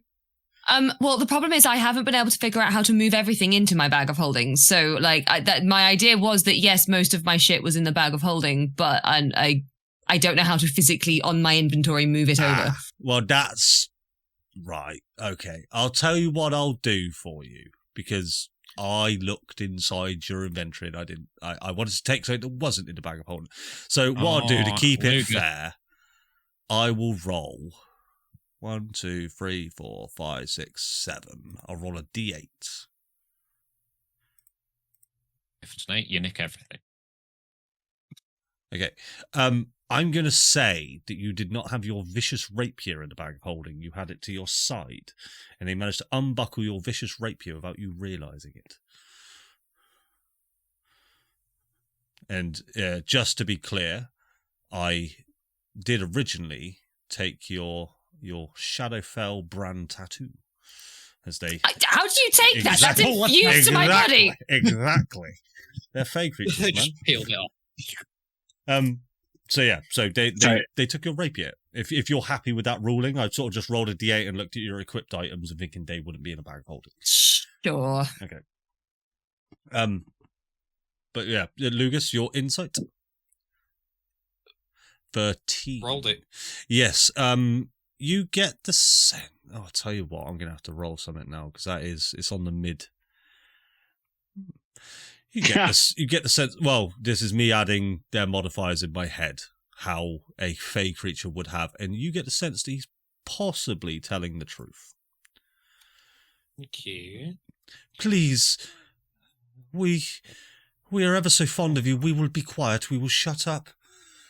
Hang on. Well, We will decrease the rudeness counter by 1. Please.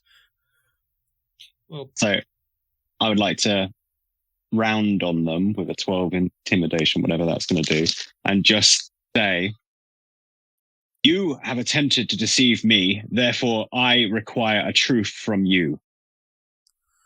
Oh, an Give me this, and I will restore my faith in you. Pick your topic of truth. Do you want Hang on. something about my personal life? Would you like something about one of my friends? No. Would you like something about my mother or my father? Or would you... Oh. Unfortunately, I would just take any old truth at this point. Any old... With a 1. I was going to gauge it on how important, how momentous the truth needed to be, but with a 1, just tell me something true. I once ate an entire squirrel all to myself.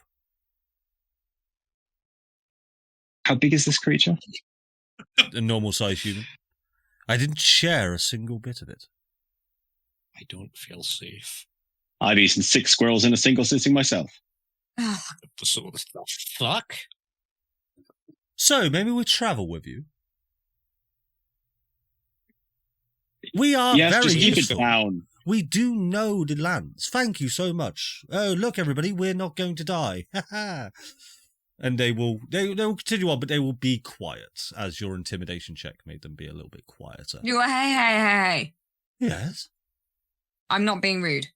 If you steal any of our shit, I will kill you. Just because you say you're not being rude doesn't mean you are being rude. Just be careful. Just because of the fact that you are being rude and then insinuating that you're not being rude doesn't in fact mean you are not in fact being rude.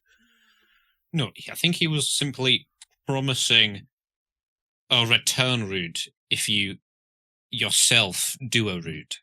I mean, if anything, I was being polite. I was just letting you know. That would be a fair trade. Let me think about that. So if I were to enact a rudeness first, then what you are saying is you wouldn't keep a rudeness counter, but you would in fact enact a rudeness upon me back, in which case it's a fair trade of rudeness. Is that what you're saying? Yeah, a rudeness retribution. So that, yeah. That's I'm not being funny. I think I've got 30 seconds left on this thing. So can we move it along? We've been walking. We've been walking until. So, I'd say you will get the sense, Julius, that it has been 10 minutes since you have cast this spell. However, the sonar continues to function. What? You get Weird Fey Wild shit time thing. It's yeah. You get the sense that you've got a lot longer than 10 minutes. okay. Which probably means Don't that my feel our invisibility shit. will last way more than an hour. Please. People, Cool. I learned how to do a magic thing the other day. Could you all sign my yearbook? Oh, yes, I I'd thought love we'd already to. signed it. No, not you. No, not you. No, sorry. This is a personal thing. Why can we not sign your book? I can only do up to so many people. Roll a persuasion check. It's literally true. Okay. It may be true, but in their eyes, it is freedom of it first. the act of bringing this subject up in their vicinity. They constitute as rude, but with a natural 20, they go, fair enough. Magic is The magic logic after checks all. out. Logic checks out. If I could, I would. But Although- I these appreciate it. people have saved my life, so I owe them an unrude. The logic is sound. I appreciate it, and thank you for thinking of us even though you don't have space. But if I find out your proficiency bonus is more than what you are saying, well, then that would be rude. Why did you have to roll a 47? I'm sorry. That's probably one of the better ones. I'm not gonna lie. Cool. You will sign in Lugus's book.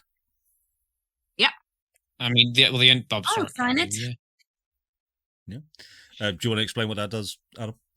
Yeah, you will mechanically get Death Ward once a day. Yes. Which is it's just up. Yeah. Yeah. And then if you get knocked down to 0 hit points, your name disappears and you go back up to 1. For the purposes of keeping it simple, it's essentially Death Ward. There's a few caveats to that, but yeah, it's essentially Death Ward. Yeah, apart from Flopsy, because I don't know if she's still. I don't know where she's gone. Yeah, she's gone, mate. Probably check back.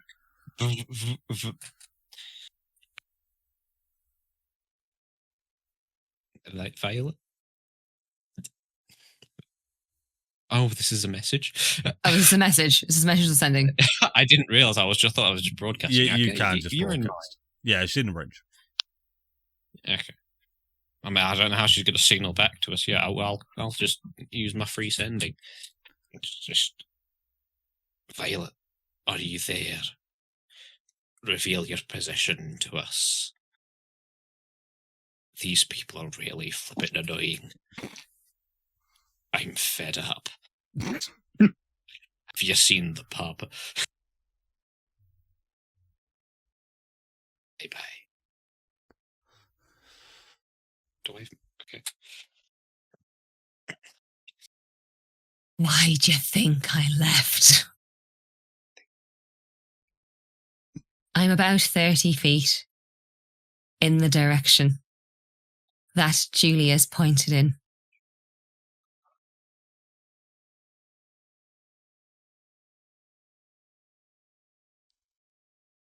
What are they doing now?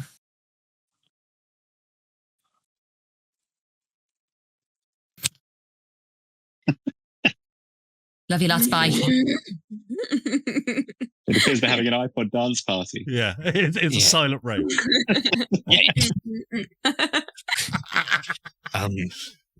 They're trading rudeness back and forth.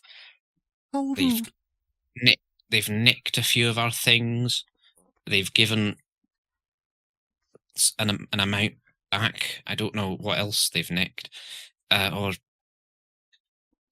Hey, they're just weird. Have I run out? At this point, you will eyes, see. Eyes an exclamation. You will notice your rapier is now missing, Flops. You're just going to hear, fuck's sake, in your head. You see They've taken my goddamn rapier. One of them now is just sort of flailing it round in the sky. There you go. I said to cut off. Yeah, it just cuts off there. Cool. Okay. Over. I feel like, would you have out loud said that? No. That would have just been very loud in your head. Right? Oh, fuck. What's going through your head, Julius? Do we clock them flinging the rapier around? Yeah, he's just doing this now while he's having his silent iPod party. Like that. This is a great idea, Hugh. You do plan on returning that, right? Returning what? The sword. This is mine. I brought it from home. And he tries to equip it to himself and sort of put it in his belt, and you get the sense he don't really know what he's doing. This is a family heirloom. The thing is that our friend, without that rapier, she ceases to exist. So I feel like, yeah. Can we have it back? Roll a deception check. Please. Persuasion? Deception? It just so happened that I also went invisible pretty much like the moment that they took it, so... Yeah, all right, I will account for that. 26. All right, I'll tell you what then, I'll make them roll a perception check rather than an insight. Oh! I mean, only a natural 20 would have done it, because Flopsy roll. I've just remembered that Flopsy rolled about 1,000 for the stealth check. So they'll sort of look around and just go, "Has she disappeared? Has she dematerialized from this plane of existence? All because I took her sword?" Yeah, but the thing is, if you return it, she comes back. So And can I have he'll it, sort of please? draw it and he'll place it in front of you. How rude of me. Thank you. Wait. Take it. Did you just admit to being rude? I did. Yeah, there are two ways we can do this. Either you accept a rude from us, or we don't have to be rude to you. You can gift us with a help. Ooh. A help, you say? What do you require? A drink in a pub, not from your flask. A drink in a pub. Is this your request? Aye. An attempt has been made.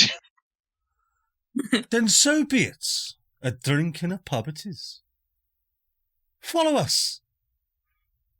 And he'll sort of turn and he'll go, "Back to the dance party." As they do this, and they do head off in the direction that you guys were headed.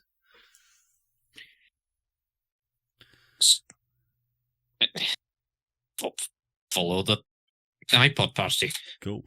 And that's where we'll take a very quick break. This Oh, fuck, is that the time? This is fun. Thank God. Jesus. We'll be back in a second, guys. I've been holding in a pee for the past 10 minutes. I'm not even like physically near them, and I just want to strangle them so bad. Yeah. Bye. Oh no, I've got Right. terrible news. What? My wife has broken the velvetizer. The what? Oh, No. God, How are you Broken going the to velvetizer. What the hell's a vel? What's that? I'm sorry, but what the actual fuck? I know. What's a velvetizer? Someone. Oh, You don't get know some what a class, velvetizer Andy. is? God, Andy, honestly. I'm a child. I don't know what it is. Tell me. Is it something to do with like? It's a hot chocolate. It's like a hot chocolate maker. Oh, okay. They make just the most amazing hot chocolates. It's like a tiny kettle. I do like hot chocolates, but never heard of. Oh, get yourself velvetizer. I'll go to Hotel Chocolat to get one. Well, there we are. Oh, right. Bye. Bye. Love you. Bye. That was Jack, everybody. Useless fucks. Go watch that. Watch this first, and then watch Useless fucks. Yeah. It's got Adam in it. Are we gonna have trailers? Oh, yeah. Jack, make a trailer. I'll edit it in. You just come in the morning. Coming soon to a theatre near you. The Useless Fucks. Bow, bow, bow. Sorry. Watch as they fail to make a decision for 45 minutes. Yes. And then lose anyway. Phantasmo. I would like Julius to roll a D100 for me, please. Okay. I'll do it. Did mine come up? I'm not scared. 82. Not answering that, Adam. Damn, that's Bye-bye. big boy. I don't think it has.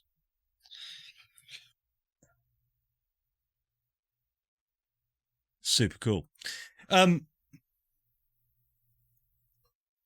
Flopsy. Hi. You will continue along 30 feet in front of the others. Mhm. I will need a perception check from you. Okay. Oh, fuck you. 16. Expertise you got. I would like you to roll a dexterity saving throw as your foot is... You position it as it just steps on a small twig, an inconspicuous twig. You've stepped on about 20 coming through here, but this twig makes an awfully loud crack as you step on it. Roll me a dexterity saving throw.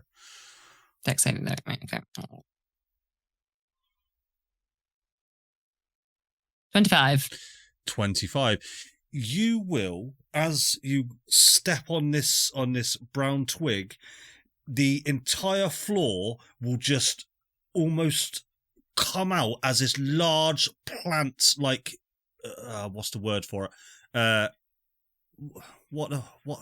a Venus flytrap. That's what I'm trying to get. Okay, Just goes and tries to completely consume you, but with 25, you just dart and dodge out the way, and it just narrowly catches one of your hairs because this was a very high DC as it snapped, but 24 was the DC, and you managed to just completely avoid it, and it just goes and then stays back in place, and you can see these 4 tiny goblins all come out with brooms, and they brush like the leaves over this Venus flytrap, and they just go, "Good dodge," as they all scurry away. I'm invisible. They can't see me. Hey, let's just say they can, because it's funnier. They're gnomes with true sight. But there you go. Right. I am going to leave. Hang a second. What should I leave to show you guys that? What can I just plop in the ground? I mean, I'm just going to shove. Did we not see the whole? You guys, did they see it? Yeah, it was huge. It was like probably 20-foot radius, almost circle. Just went, you definitely heard it, and you saw just birds fly out, sort of trees just collapse in on each other. This thing was massive. You get the sense it could have swallowed the entire party whole if it wanted to. Sorry.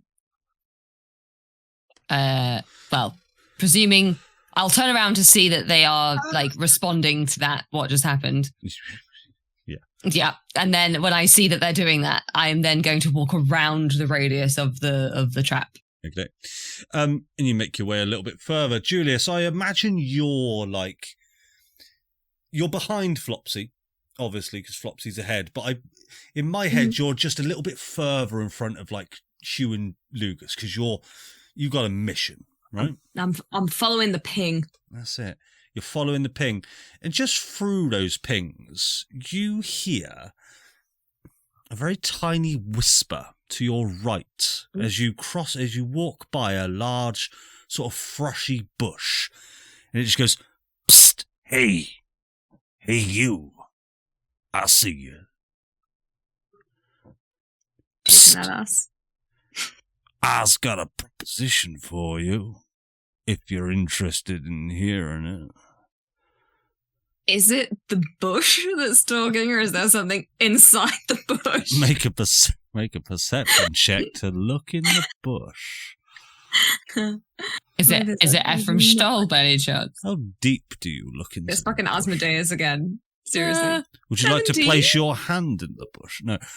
With a 17, you see a... It's God. I didn't really think about this. You see a naked man wearing only shorts in this bush. He appears to A naked man in shorts. He appears to be sleeping. Do I recognise this man, or is he a random man? He's in the bush. You can't really see his face, but you get, just with a 17, doesn't look like anyone you know. Looks like an older figure. Hugh, there's a new friend for you in the bush. I'm going to keep walking. Hey. Don't you walk away from me. I could be the man of your dreams. I doubt that. And what you see is this arm just thrust out of the bush. And you will see there is a sock puppet on the end of this arm. It is a blue sock puppet with like googly eyes. It is genuinely a sock puppet. And it just goes, "What the hell you doing?" What's going on? It's me, the sock puppet. And then you see another one. This one blue, but now a red one comes in. Same googly eyes as it just does this. So as pipe cleaners coming out of it. And it just goes, "Well, hey there. How you doing?" Hugh. I'm gonna try and just walk away.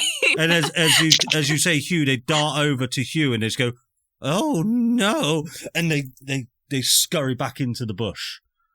No, don't be scared. Come back. I'll follow them into the bush, Hugh, please. come on, Hugh. Yeah, are you going to run into the bush, Hugh? No. No, you Hugh, don't run into the come bush. on. Oh, I imagine Hugh just going, no. they were so bright and fluffy. Think of robots here. Think of the horror that's going on. Far be it from me Yeah. to point out the fact that robots were falling from the sky. Yes. Sorry. Yes, of course. I will come back to the sock puppets another time. It Yes, sort of bent, after it comes we out of the do- bush again. Well, come on now. I've got some treats for you. I'll just Don't turn to Julius. speak from them, They Hugh. could come with us. No, they can't. No, you can't. No, No. they're happy in the they're happy in the bush, Hugh. Okay. This is where they belong. Please help us. You see, we're stuck in the bush. We can't get out. All we're asking is if you could just move our friend.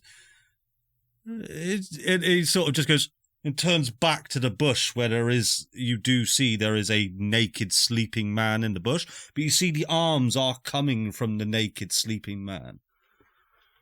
And they're like, please help us. Yeah, we're stuck in the bush. Hang on. I have an idea. I need 3 members of the party to stay and help these sock puppets. Is there anyone brave and valiant enough to take up this charge? No. Not us. We're not brave at all. I'm sorry, I can't help. Have to go. Oh, you see both sock puppets just look down, their googly eyes just rest at the bottom, and they just go, well, okay. I guess we're here forever then. And they gradually recede back into the bush, and you just hear them go, oh no. There you go, they're crying in the bush. Well, that was a wasted opportunity, Julius. Oh, do you know what? It's fine. That's fine. I will walk on. Q will trudge after you, definitely in a mood now. If he wasn't before, he is now. Yeah. I will walk on closer because I still have Flopsy's bloody sword. You do. Yeah, we do go round the snapping gland. Yeah. So presumably. so you're following the ping. Now at this point you Yes. walk for probably about 10 minutes more, and Flopsy, you're making your way. It all looks pretty clear. Now you see that the 3 individuals, they'll go, oh, well, yes, it's just down here, and you guys are in this thick overgrowth now. There is no path, there is no trail or anything, and they will start to head off to the left. Your pings, Julius, are straight on. Hang on. The ping's that way and they're going that way. Yeah, because they have been asked to lead you to a pub for a drink. I think we just let them keep going. Hey. We'll meet up with you later. What do you mean? I thought we were going to a pub for a drink. I should have been more specific when I cashed in my help. We were looking for a sort of a specific pub. Okay. We will head off towards our pub. You head off to your pub. Are you happy with this arrangement?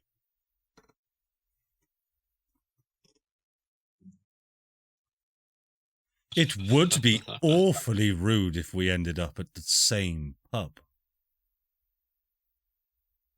We'll both show up at a pub. But if you are choosing to go in a different direction than what we are suggesting, it would imply that you are trying to get rid of us. And if we showed up at exactly the same place, now that would be rude. Would it? If anything, I'm telling you I would be a- offended. So it would indeed be rude. I'm not there, but your taking offence does not mean that we have been rude. Hey, The shadows say. Yeah. Yeah. Yeah, so we haven't returned our story. We're going to take a while to return that rapier, so she is in a sort of phase state. All right. They're just going to walk off. I don't. Goodbye, adventurers. See you soon.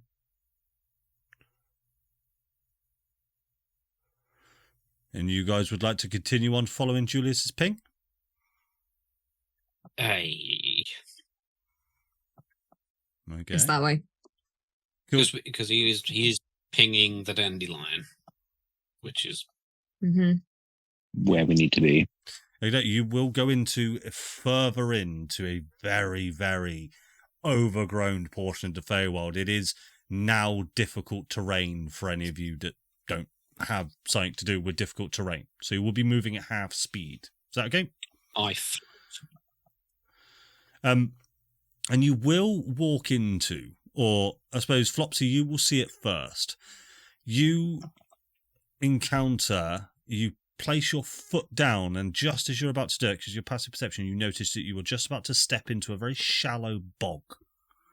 Because you smell it before you see it. The bog is out in front of you, and it looks like the ground was just so much sort of landing on top of it. But just the smell of it alone, you know, and you sort of poke a stick, and it will only come up to maybe about shin height if you were to step into it. Is there anything, looking around the bog, is there anything, does it seem to have like an adverse effect to anything? No, yeah, plants. It looks like I'd say it would look like a normal swamp, but there is all sorts of fey creatures jumping around, wildlife growing around. Doesn't appear to be corruption in any way or anything like that.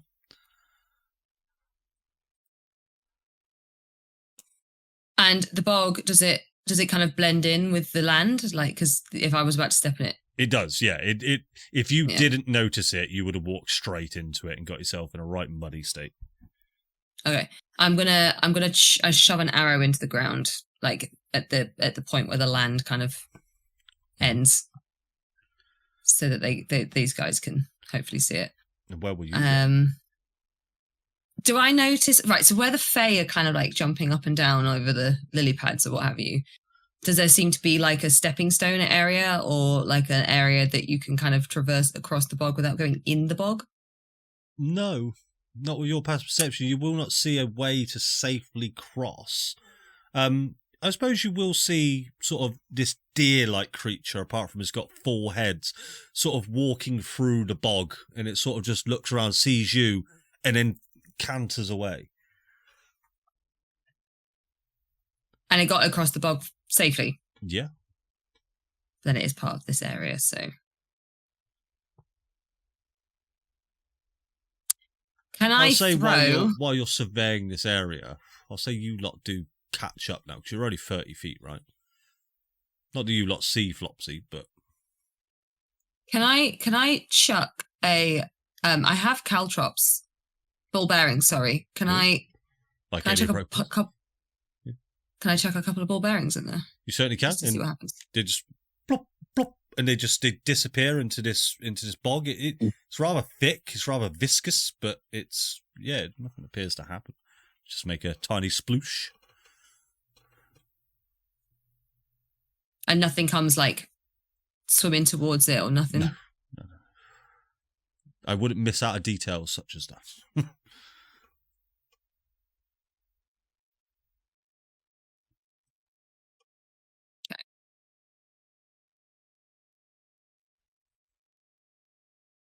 Cool, but yeah, the rest of you will catch up. And the ping is this way, guys. I suppose look, there's an arrow. Julius, you'll come up. The bog will be there, and the ping will be dead ahead, straight through this bog.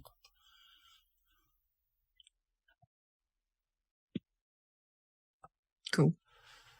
It's that way. Anyone have a boat or? Probably be too shallow for a boat, you'd get the sense of. You'll hear a voice come from somewhere. It's about shin deep. Things have travelled safely through it, but they are part of the Fey Wild, so it might be safe. Think I'll float. Because your shin deep is my neck deep. Yeah. You need this? I'll hold out your sword to wherever the source of the voice is coming from. Whoa! Okay, right. Rotate. Yeah. Yeah, stab you. Oh. I'll grab it and like attach it back to my belt. I'm presuming it just goes invisible with me. That's a shame. Yes, it does. Thanks. And then they won't see it, but I am staring daggers at the satyrs. You want a lift? Oh wait, the satyrs aren't here anymore, are they? They've gone. No. What? No, They've went gone. to there was apparently a different pub. They like. It might also be the same pub. I feel like it's the Yeah. same pub, but just a different direction. I mean, sure, I'll take a lift. Okay, come on. Well, I don't know. What are we going to do about Hugh? What, I mean, I can trudge through. Can Hang on, big guy. Oh, please give me a flying speed.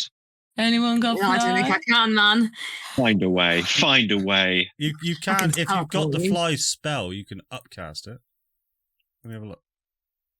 Got fly spell. Well, actually, you wouldn't need to upcast it because you can just cast it on him. Have you not got the fly spell? Mm-mm. Doesn't look like it. Can I cast Commune with Nature as a Ooh. charge from the sword? Most fucking Yes. certainly. Do you want to describe how that looks for us? Yeah, so he'll just take Baldur's sword out, turn it upside down, and just kind of gently press it into the soft earth beneath, as like the grass and vines or whatever just kind of slowly curls up around it. Ooh, roll a And I d20 think- for me. Oh, Ooh, that's cool. 14.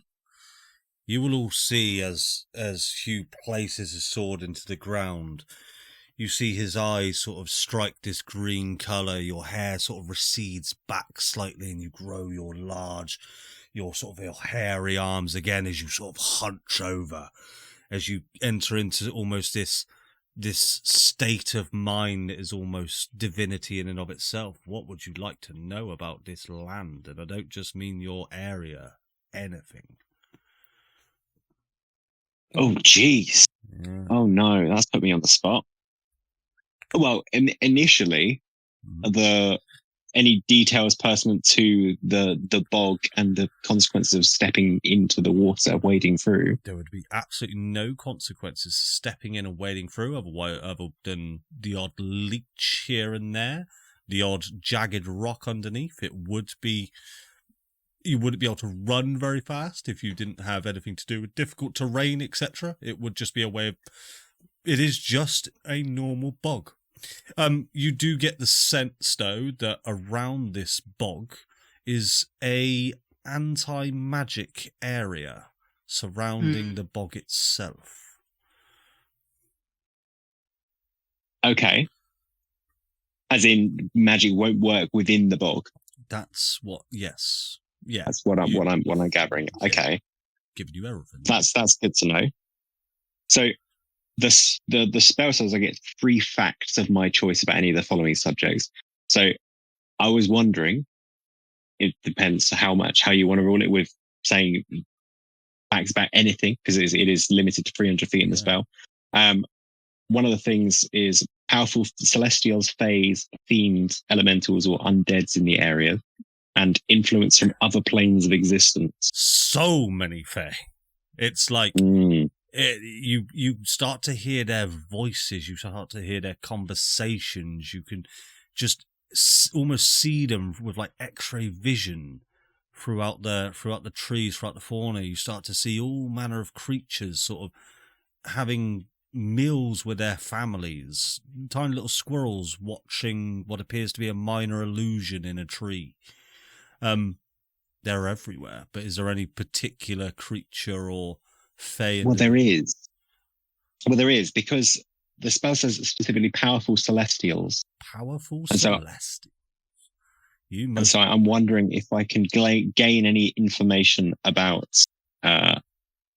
any powerful celestials at potentially our location, our You destination. do sense a powerful celestial within 500 feet. Yeah, but Good stuff. is that not?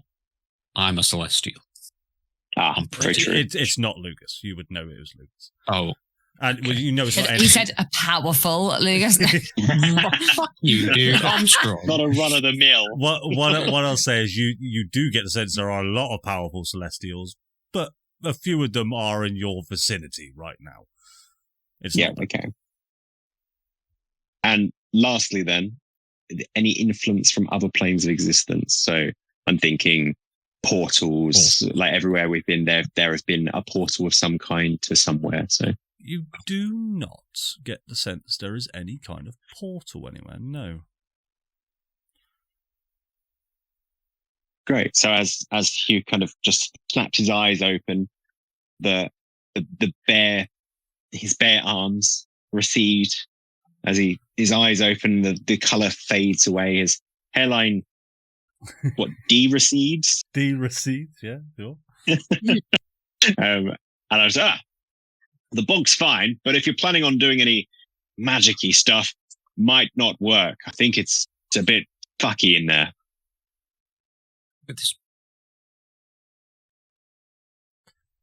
So your choices now with knowing this information is you could try to navigate your way around this bog, because you get the sense that this anti-magic area is just encompassing the bog itself. Now the bog is very wide and very large. You would have to take quite the wide berth to get around this bog, and you would have to almost beat your way through the fauna.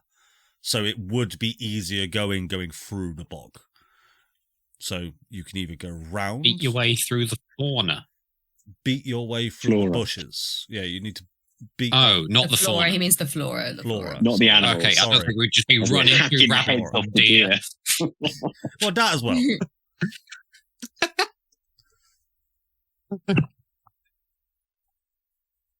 I say we go round. I think it's fine. It's just the bog. Just get a little bit wet. You can always get on my shoulders. It's more the anti-magic thing, I think he's a little bit concerned about. I mean, it practically Yeah. nullifies anything that he can do. It nullifies quite a lot of what Julius can do. Mm. I mean, is it?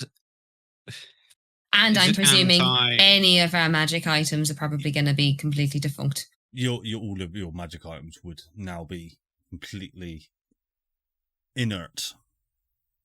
Is it anti-arcane magic? I don't know. From mechanical purposes, it's anti all magic. Oh, Does- fuck. Does argon count as magic?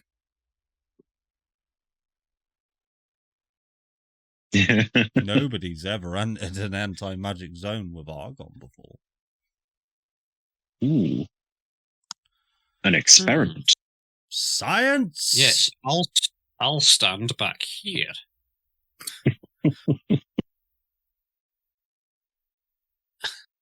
I mean, how long does it do we get the feeling that it'll take like hours, days to walk around? Hours.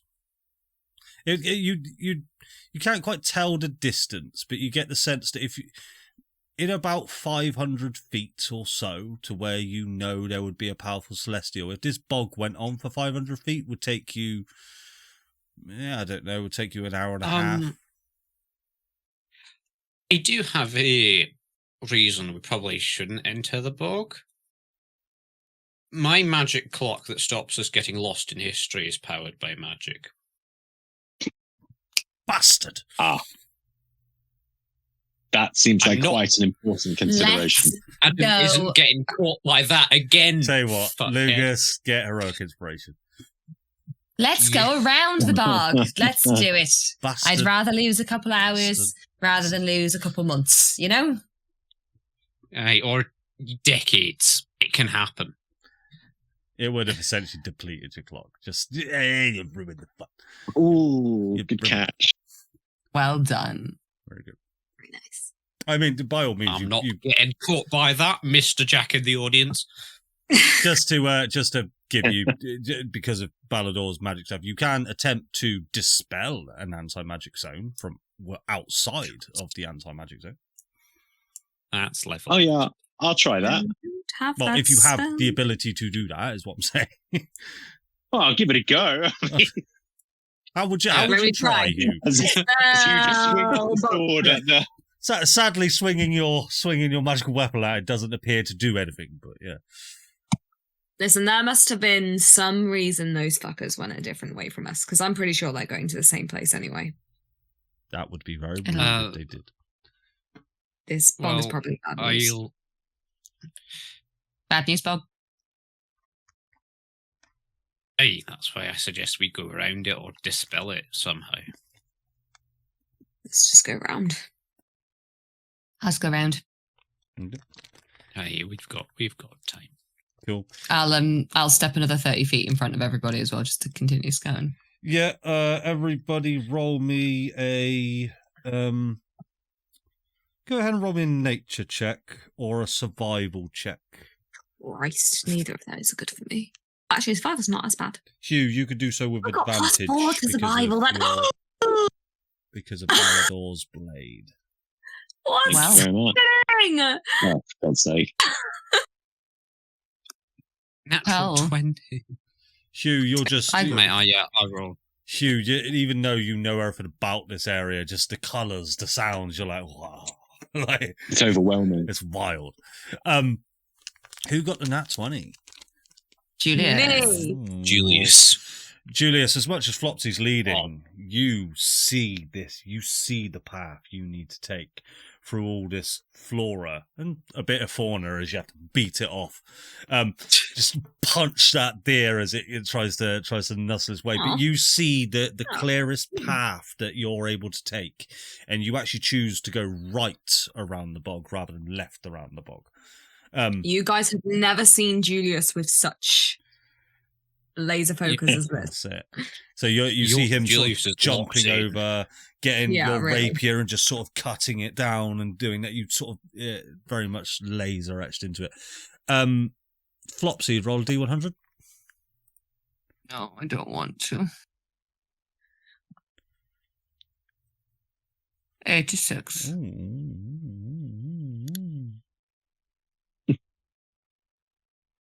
Can you imagine if it was another 42? Yeah. I'll do it. Yeah, no, not again. Oh no, I don't want them to come back. I would be invisible and I would just walk straight past them.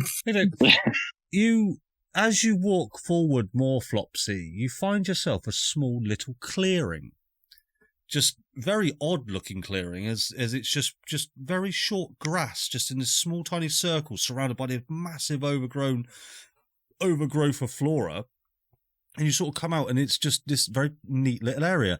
And suddenly you hear this pipe just do do do do do do do do do do do do do, and this lovely sort of flute noise, as you can just hear. And coming from the other side, sort of meeting you in the middle of this clearing, appears to be a man in this sort of this trilby hat blowing this flute. And following him is 50 rats and 3 children, all sort of in this The Pied Piper of Hamelin, really. dazed state as he moves his way forward, and he sort of clocks the rest of you, and he just goes, "Oh, good day. How be you?"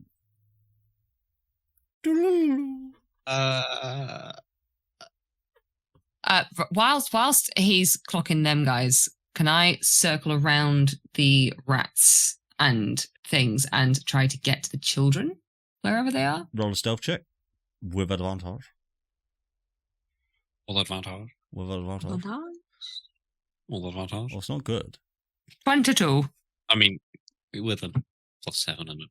You are trying to hide from 50 rats and a Pied Piper. So we'll see what happens in a moment.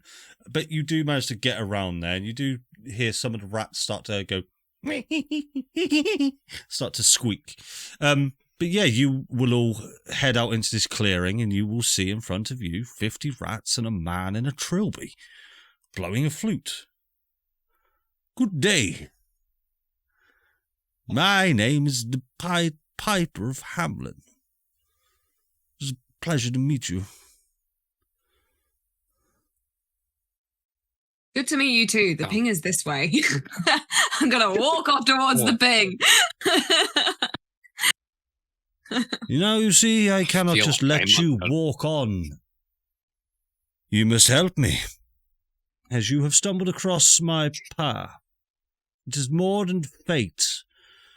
Well, it is fate itself. I require aid. Lugus, do you have aid? Not that kind of aid. I require you to cross my palm with gold. As you see, I'm indebted to the 9 hells.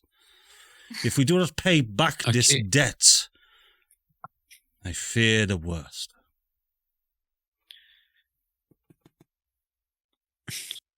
What deal did you take from the hells Wasn't in order me. to become indebted? Well, you see, I wanted magical powers ever since I was a small boy. I dreamt of them. I thought of how I could beat those bullies up with my magic. So I asked for them. I prayed for them. Every night I dreamt of them. And a horrible man came to me one night and promised me power like nothing ever. Asmodeus, the Lord of 9 hells, he gave me the power to hypnotize anyone and anything. But it came with a cost. 10 gold per month. Julius is just going to lean up against the tree and start drinking from his bottle again. It's so over the Fey Wild. Is this a subscription service? Like, Yes. Lugus, you had a subscription, didn't you? Is it? But mine's with the Magic Emporium, which is a lot less evil of a source to gain powers for them. Yeah, I'm assuming those children aren't yours then. These children are not mine. I stole them from the town just up ahead. Okay, that's not good. That's pretty evil. I never said I was good. Okay, why should I bother helping you then? Rather than If you do not help me, those... you all will become part of my parade. Is that a threat?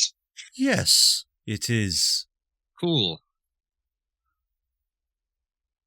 You see, I cast. there's actually a town. We just came past a town like a little way back that way that has so many children in it. You couldn't fucking move for children. So many. And they're all so innocent and unassuming as well. And I just really feel like if you went in that direction, you would easily pay off that debt to Asmodeus. But you should probably go by yourself because these guys are making quite a lot of noise trudging along behind you. So I think if you just leave these 3, you could easily get like 80 to 100 kids.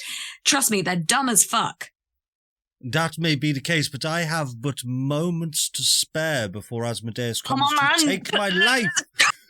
Cross my palm with 10 gold and I will let you leave. What about a persuasion check?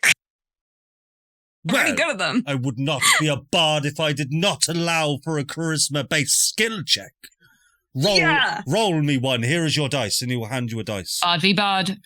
Yeah, come on. He'll take out his flute and start just doing this. Show me what you've got. Let's it's fucking 35. A 35. What a puny number. And he will have a plus 12 modifier to his, and he will contest you with just bard contestion. Let's go. You see as he blows a sort of two bad notes on his flute, it just goes brr, brr, sounds like a bagpipe. And he just goes, you see, a duel does not contest of only one contested roll. This must be a best of 3. I will roll this time. Remember, I've got Wait. Hang on a second. Let me stop you there, my friend. No one said about anything to do with the duel or a best of 3. You lost, so I suggest... I'm sorry, but you entered into the rules of the Fey Wild duel the second you rolled the dice that I handed you. That dice actually acts as a arcane device. Now you have thrown it, it is now tethered to you. If you do not uphold the standards of the jewels of the Fey, that dice will explode, causing 12d6 worth of damage. Fine, roll again. What was my modifier again? I forgot. Did I say plus 12? 12. That would be a 24. Or what did I say? 23, sorry. I will... Jesus. Oh, I believe that is 1 to me or 1 to you. Now, we are even Stevens. May I suggest that if I win, you cross my palm with 20 gold. If I win... No, wait. If you win, what do you want?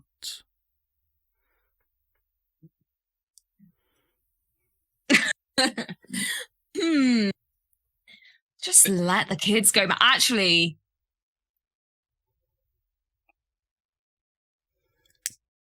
I'd like you to end your life immediately.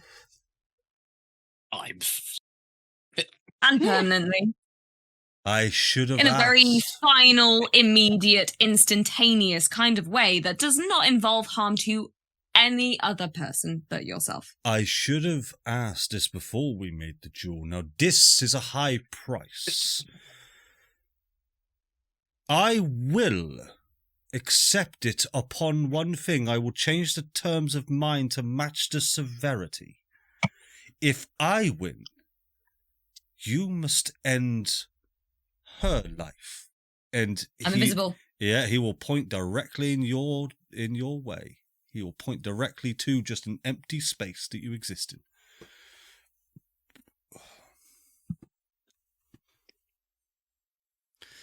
What will it be?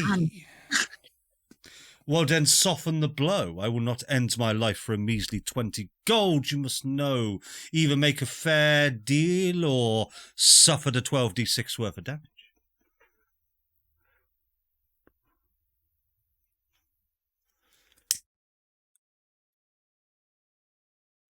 Okay, how about this? Just don't knowingly lead anybody into harm's way ever. That is still quite a high price. Then I will counter it with you may never ever leave the Fey Wild again. Oh, come on! You are asking me to gamble on such high stakes, so must you. Do you know what? Screw it. Let's just see who wins. Would you like to roll first, or shall I? Let's just roll at the same time. That's probably bad because we're on the internet and there's lag. Yes. Okay, I'll go with first. Only one canonical dice. You go first. I can't take the tension anymore. I will go first. This is with a plus 12. I curse you with shit rolls. Are you accepting the terms that he just gave you? Now you will see. Everybody make a perception check. Perception. Oh, yes, it's very good for me. Who rolled the nat God, I'm one? glad I got that roll all the way. Okay, Julius, you see nothing. I am blind. You I'm are like Anchorman, I'm focused. blind. 21. Lugus and Flopsy, you get the With a passive of sense 23. behind, especially you, Flopsy, because you did make your way around there. You see one hand is behind his back and he is casting a spell. You get the sense that it is... I suppose Lugus and Flopsy roll an Arcana check for me. Bad.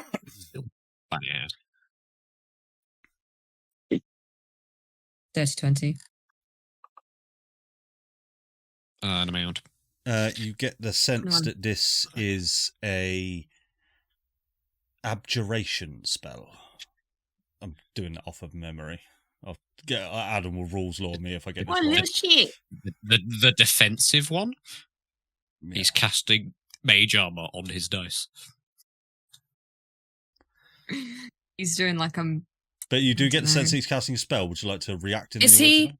is he like moving his hands in any way? Like, is Yes. it definitely somatic? Yeah, he is definitely performing somatic. You may get the sense that this might require verbal, but he's not speaking. If Lugus isn't going to do anything, I am going to run forward and hold his hand so that he can't move it. Ooh. Problem is, you you can't stop a spell as part of a reaction. That's what I'm looking for. So you could do it, but you'd probably be out of time to do it unless you.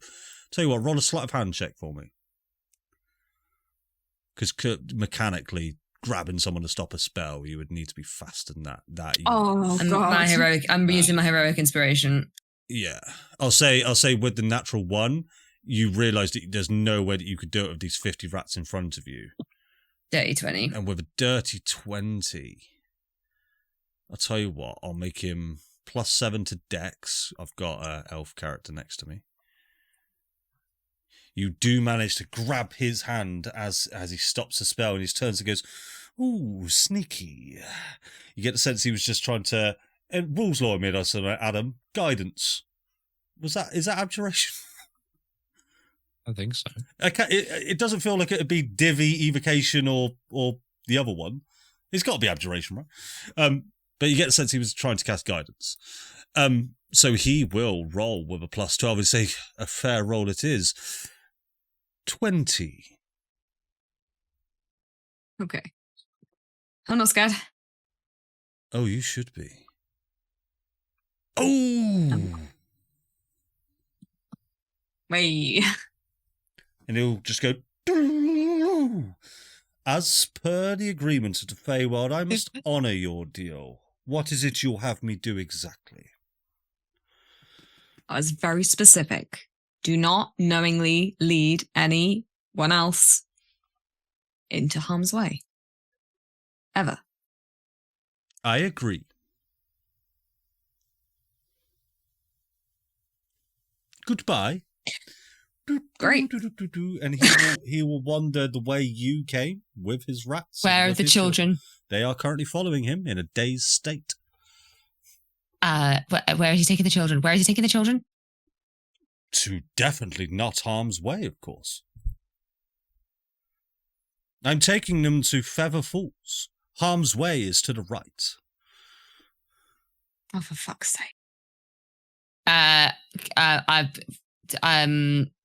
Harm's way is a place. Because originally I'd run around to I'd snuck around to try and get to the children.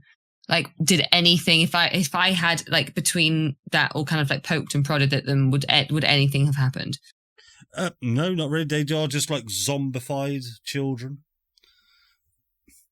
I don't. You sneaky bastard. We could murder him. I think Just we should. saying. I don't like that he's taking the children. No, neither. I am under a strict moral compass. This is definitely against my religion.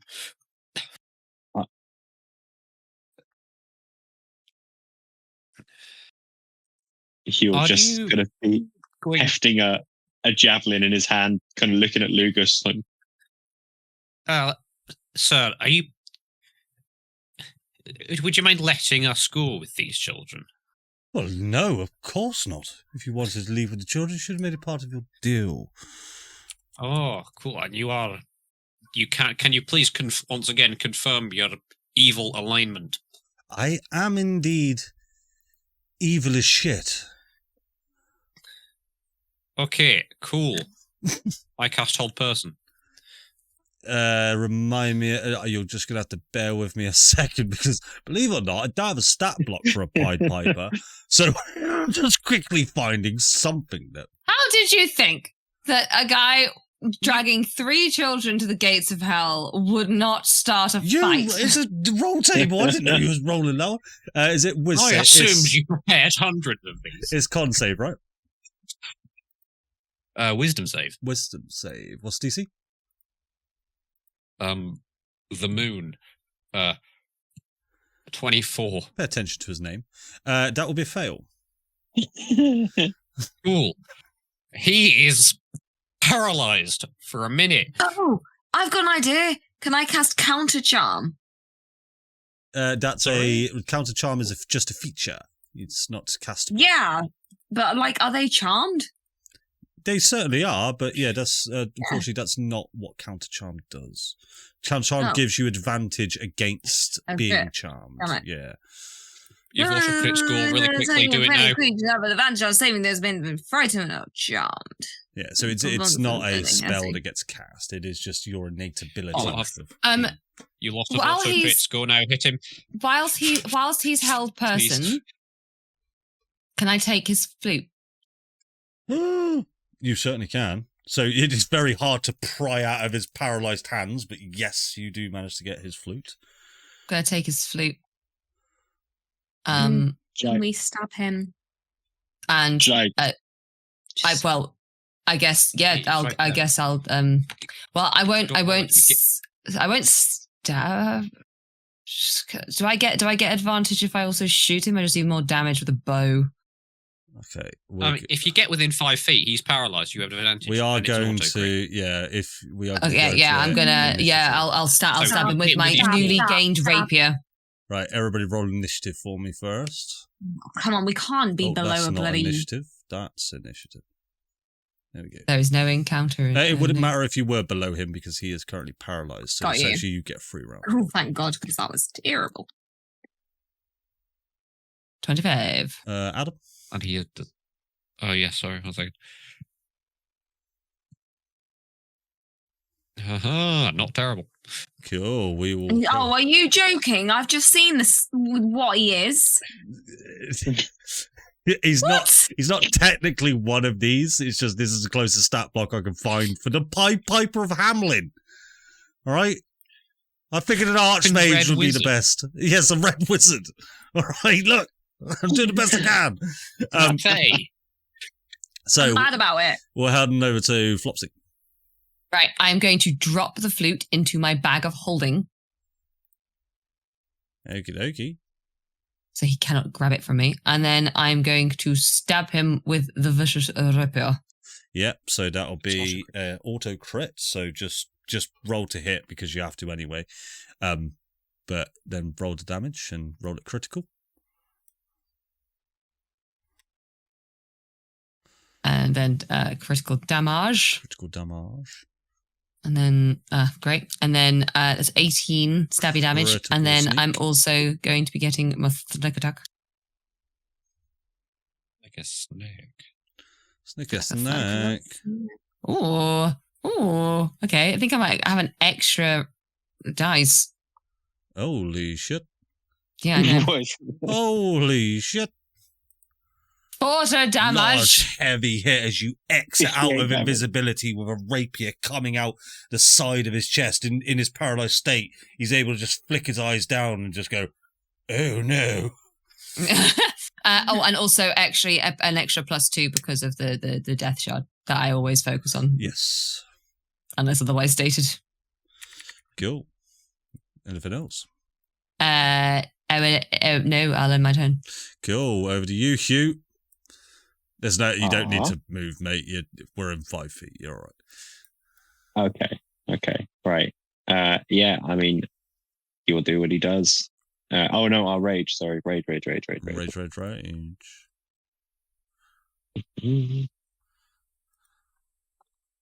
Damn. Go. It's automatic. It's advantage already, isn't it? You just roll to hit because it's an auto crit. Okay. And it is advantage anyway. It just doesn't matter. Okay. A damage, but that's the wrong one. Did you roll? So I only rolled it once. Was it? Just roll another d10 for me.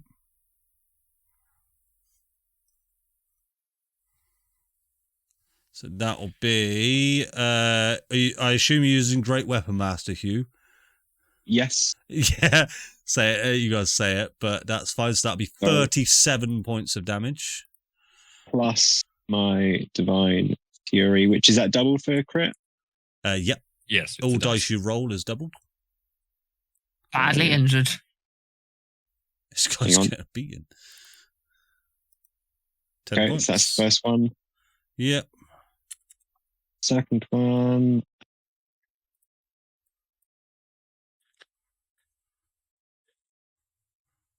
No, it's all the crit anyway. Auto crit.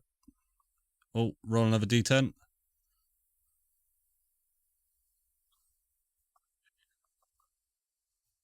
Oh, I didn't see the first damage pop up. Just roll critical again on that damage. How do I roll? Is it? It's the to 2 dice. Yeah. There we go. Yeah, I see it. 28. Great Weapon Master, I assume. Yes. Cool. So that'll be 38. Maths. Cool. Anything else, Hugh? He's looking very, very hurt. Just blood coming from everywhere as his body's like this, and you're just hacking into him. I'm going to say at this point, you've like cut off one of his arms. Nice. I pick up his arm. Okay. Yeah, I'll take his arm. Okay. And then slap him in the face with his own arm. I'll tell you what, roll a d4 of bludgeoning damage as you slap him in the face with his own arm. Yeah, okay. Free action. I'll give you a free action. Get that attack. Why not? It's an instant crit, so that'll do 4 slapping damage. 4 slapping damage. 2d4. Yeah. Well, But then how much for the embarrassment? Maximum damage. 100 emotional damage. Emotional damage. Emotional damage. Anything else, you? No, that's everything. Lugus, we're over to you. Okay. I'm going to feel bad if Julius doesn't get turned here. I'll tell you what. Julius is by the tree. Like, Can I say? I'll say this: Julius and Lugus, would you like to do something cool together? Because I get the I tried sense. my best. I get the sense that Julius won't get turned here. I didn't realise I had 5 dice for my. I took my turn as to paralyze him. I've already done my cool thing. All right. Well, I'll say So Lugus and Julius. Yeah, you go for him. You got this. Go on, fuck, kill him, man. Sorry. Great. Huh? No, yeah. Go on. Suck it to Are him. you all right? No good. Oh, great. should Go on. probably You put just that slapped down. him with his own hand. Just go off, like chew off the other one and then slap him with it. I'm gonna hate. I will supply the mental damage. Okay, so it doesn't insta fail I can't that. put vicious mockery, so just give me a chance for some emotional It does have advantage on it. Yeah, you could probably pass this. No, that's a fail. And your father is filled of Elizabeths. See? Not even that much damage. 8. 8 psychic damage. There's the emotions. He is completely immune to psychic. Cool. He has a psychic immunity. That's why he didn't die from the emotional damage. That's right. Yeah. That's why. There you go. Oh, no. I've done something, Alright. but it failed. Julius, it's up to you. Yeah, so I suppose with your mind sliver, you sort of dig it deep into his mind. As much as he fails to say throw, you're sort of digging around his mind. And he just goes, "Want to see anything in here, and anything in particular? Because I don't mind." And you sort of just poking around his brain. You just can't seem to do any sort of damage. There you go. Julius de Trant. What would you like? Face of disgust. Stab him. That sucked so bad. Okay. Ow. I will. Hey. Oh no, Lugus. What does Julius do? He used bonus action to like put part of his bottle of alcohol along his sword, and they were like, "Ha! Fire! Look at that! Great!" And then I will stab. I will go right up to him, and Cool, I so just want to like try and stab it. As you pour the alcohol over it, you activate your flame-tongued sword. The alcohol just ignites and it just singes your eyebrows slightly. And as it just sort of ignites, you're like, you just go to stab. I'll like put my sword right next to his neck, and I just want to really slowly. But I will roll to hit. Wait, what am I doing? Just I'm rolling. roll your damage. I'm rolling. Yeah. Where is he? He's here. Okay, here we go. All right, excuse me. Let me get my inventory. Here we go.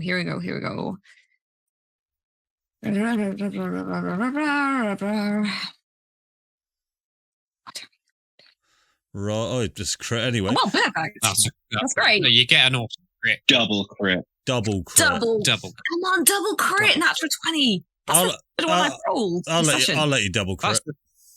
Sick. How do I? So roll a critical damage. It's 2 dice next to the damage. Oh, I'm sorry. I did it wrong. Okay, now roll 4 more d8. 1, 2, 3, 4. There you go. You can do double crit. Hey. And don't forget, like, the 8 more d6. Yes. I get flame. Yes, tongue. and then roll 8d6. 1, 2, 3, 4, roll 5, for this. 6, He's got 19 health. 7, 8 d6. Jesus Christ. It's fireball. Oh, damn. Please describe to us how you take this guy out. The Piper of Hamelin. Pour some alcohol on his sword, and he'll go over and he'll probably just he'll put his sword up to this guy's neck, and then he'll kind of grab his, I don't know what he looks like, apologies. He'll grab his hair, and he's just going to start Just slowly. Shit. until he's got his head, and then he'll just kick the body over, and he's still kind of holding on to the head. Roll an intimidation check against your party. I don't know, guys. Something's not right here. It's a bit unhinged. Taking a turn. Remember that conversation we had, Kate, where I was like, "Do you want to go evil?" Yeah, no. Right, okay, hang on. Right, before we leap into judgment too quickly, he was an evil character that was trying to lure children to does not mean that you have to slowly garrot him with a fucking leg to stand on. I didn't slowly garrot him. I slowly cut off his head. Sawed his head off. Fair. Well, hey. I feel like I'm in the party. All I'm gonna say is that I'm gonna see Julius doing this, and I am going to remember that. Well, I remember what he did in the fugue plane, and even though because I don't think anyone actually told me. Wait, Lugus, did you tell me what that was? We had a chat about it. We chatted about soul death, but I don't think you actually did. You say what it was? What it was like? What the? I don't think you actually told me it would turn him into a lich. Did you? And it wouldn't turn him into. It is part of the ritual. To gain lichdom, there is a whole different potion you eat a neck. Yeah. But it's like half of it. So it's the halfway point to an evil being. I don't think you told me that, did you? No, I don't think so. No. But there will be a part of me that understands that there is something bad that has happened in that view plane, because obviously the Raven Queenie part of it. So I am going to be looking very concerned, and I am just going to slowly look over at Lugus to try and get any kind of understanding of what the fuck is happening. Oh, hey. Dungeons and Dragons has more murder and stuff than anything, so there we go. Fun times for everyone. Hey, where are you guys headed as the Pied Piper lies dead in front of you. And the children seem to just snap out of it, and they just go, "Oh, where is we? Who's all of you?" I'm gonna try and grab their attention and pull them the opposite way to where the sawn head and the You're just fallen gonna body get rid of are the head currently falling. immediately. Guys, you've been lured away from your homes by a terrible person. No, it's not that terrible. We was alright. You wanted to go to the Nine Hells? Hey, we paid He wasn't taking us to the Nine Hells. We paid money. He was taking us on a tour. No. I think. No, he wasn't. No. We've known this man for 20 years. He comes to our school and he pretends to be all evil and things, and he just takes us for a tour on the Fey Wild. Why would he have to hypnotize you for that? Well, I mean, it's just part of the experience. Oh, now he's dead. Oh. I mean, I'm pretty sure we incited this guy. I'm pretty sure right? a lot of this was made up after I just killed him. No. Yeah, We're definitely telling the truth. Maybe. Yeah. I think just a little bit. You know what, guys? The tour is over. So if you want to go back to your homes, I do that. All right then, boy. And they will. They'll disappear back. Bye. With you guys. Before we go, however, I did hear that they said that they gave him gold. So can I, now that he no longer requires it, can I check his pockets? You can check his pockets, and you will see he has a contract to Asmodeus where he needs to pay 10 gold per month in order to keep his spells. As being a warlock, you find his phylactery, which is a small butter knife covered in blood. And you will see he only has come on. He only has 4 copper on his person. I'm sorry. Can we go back to phylactery? He has is it a butter knife with blood on it, did you say? Butter knife with blood on it is his phylactery. Let's destroy... Can I throw that into the bog? That. No, destroy it. I don't know why he has a phylactery. He's a warlock of Asmodeus. He's a lich. How do I destroy a butter knife? I didn't get a phylactery. You should have a phylactery as a... Well, I suppose your phylactery is your book, right? All warlocks have a phylactery. No, that's my pact boon. Phylacteries are what liches put their souls in to gain immortality. Well, he has a warlock pact boon. I assumed it was the same thing. My bad. That's a lot. It is not. Can I throw it into the bog? You certainly can. Can anyone use it? Is it useful for anything else? I don't think we want to willingly pick up an item of Asmodeus. Chuck it into the bog. That is just asking for us to be distracted. Chuck it into the bog. Chuck it into the bog. Chuck it into the... Yeah, and a magic book. Chucking the magic book into the anti-magic bog. The butter knife, yeah? Yeah. Yeah, cool. Chuck it into the bog, and it just fizzles and crackles, and there you go. I don't suppose there's any I want to insight check. I want to insight check Flopsy. Okay.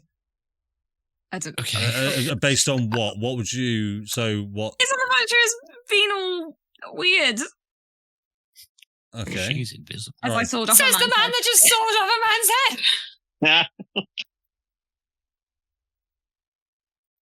Oh, God, she's I feel like the honeymoon period is over with. I heard none of that. That was all just silent ranting. Yeah, your mic cut off. We'll get into it later, I'm sure.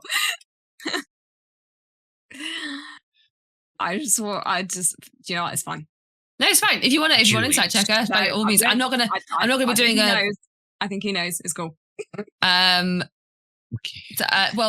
no, do it. If you want to see into it, do it. I'll give you as much information as your roll allows. I won't roll against it because I'm not trying to hide or. Let's go and find Mystra, guys. Okay, if you think you know, what do you think she thinks?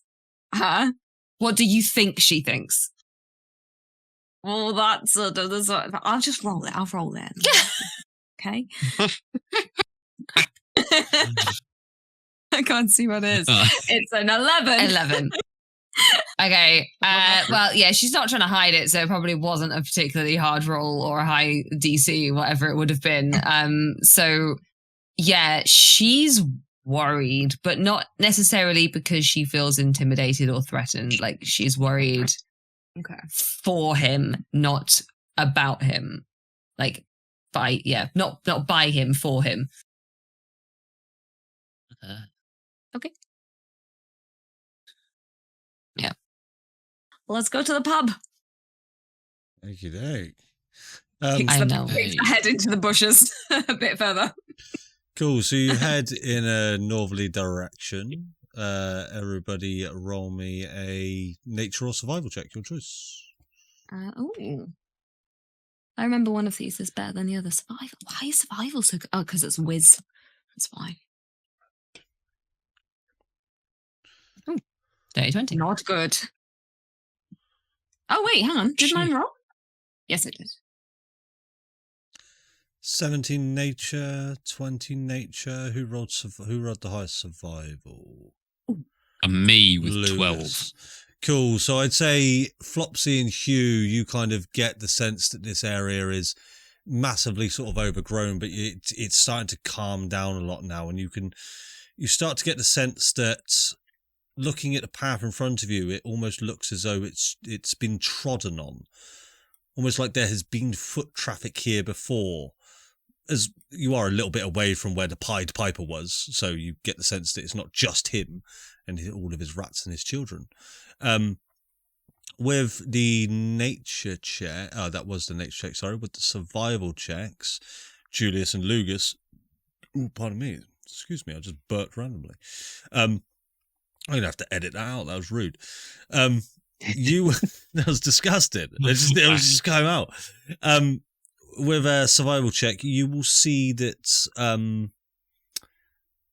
there's minor sort of splatterings of blood as you go, tiny little droplets of blood just on sort of a log or a few leaves as you go by. But another 10 minutes of travel goes on, and you will come out to a large clearing where you will all hear voices and laughter, and this small, tiny green pixie will just go bzzz, and sort of fly very close to you, Lugus, and she'll just sort of go,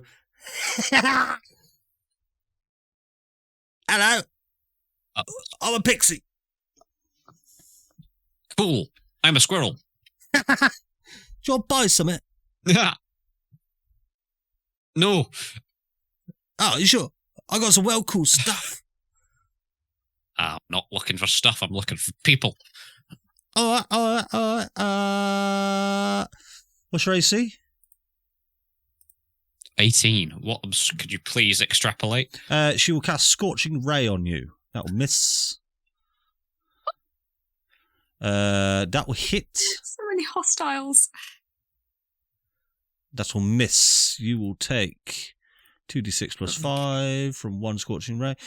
You will take 8 to 13 points of fire damage as she just goes, okay. Just fires 3 Scorching Rays in your direction. She'll just go, should have bought something. And then attempts to fly away. Is she within 5 feet of me? Like, are we all together? I'd say I'm on Hugh's shoulder. She's within 5 feet. Well, she didn't come. She didn't come within 5 feet of you. Well, I'll say for no battle map that you could take a swing on her if you wanted to. Sentinel attack. Yeah, if she's going to make an attack against my friend. Well, she wouldn't have done it within 5 feet, so you can't sentinel attack it because she would have had disadvantage on. Yes, she would have disadvantage. Yeah. What the fuck? But she will attempt to fly away, so you guys can take an action and try and knock her out off her ass if you wanted to. Oh, I'm so tempted to throw Lugus at her. Please don't. Did she have a bag on her? She had a small, tiny satchel. as all pixies do. Okay. Was she within 10 feet, would you say? Yeah. Okay.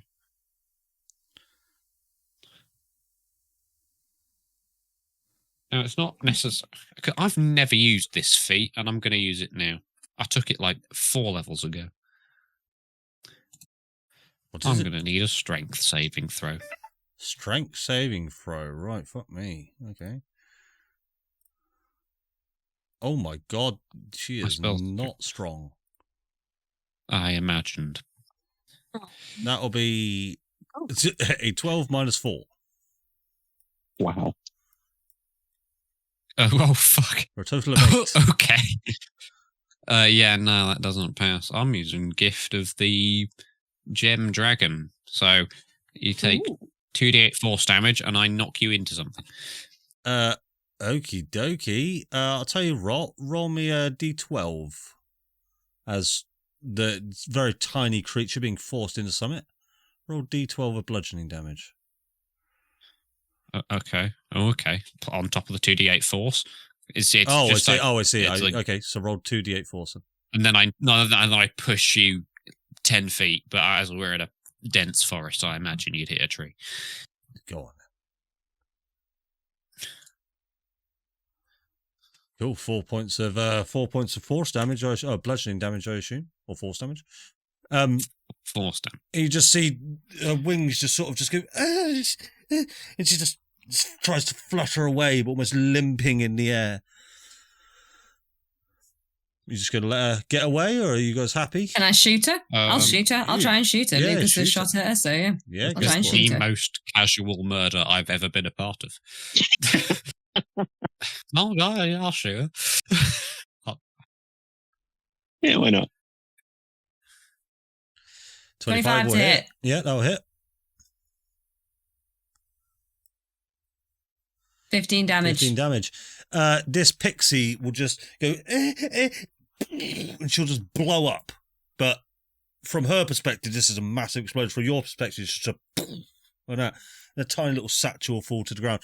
You hear someone coming from afar just sort of come out on the floor and just go, ha, ha, ha, ha, ha. Bastards, said they. Fucking bastards. And you see this is a man looking just sort of very, very similar to you, Hugh, sort of lumberjack-like, sort of dungarees like this, checkered shirt. He comes up and just goes, ha, ha, ha, ha, ha. Little fucking rats, all of them. We should employ you to kill them all. Well done, and welcome to my part of the world. And as you can see where he's come from now, you see a large wooden pub, essentially straight in front of you. Julius, your ping is going off, and you can now see this small potted plant in the window of a dandelion. And he says, ha, ha, let me buy you all drinks. Come on in. And Can I pick up the satchel? You can. It's only about yay big, and you sort of lift it over, and you can see there's 1 copper piece inside. Nice. I'll take that. Just take the copper piece, and you put the satchel back in you. Can I have the tiny size satchel? You can have the tiny size satchel, yes. And I hate to be a pain, but I don't suppose there's any remains of the pixie as I pass, specifically pixie wings. Completely blew up. Yeah, it just blew up. Oh. Yeah, sadly. I'll find another one and pull the wings off it. So, as you head up towards the pub, you see them everywhere. You see them like in hordes. These pixies, and they fly around like in sort of a swarm of pixies. And you see everyone just go, fuck off! Fuck! They're sort of just trying to bat them away like flies. Just get away! Go on, just get! Like that. And one of them's got a net trying to catch them like this. And you do see him, he catches like a handful of them, grabs it up, ties it up, and just starts smacking the net into a rock. And you'll sort of go up and you go, ha ha, you've got to cull the pixies. There's way too many of them. They're just everywhere. So if you see them, kill them. There's a nice... Have you considered like a citronella candle?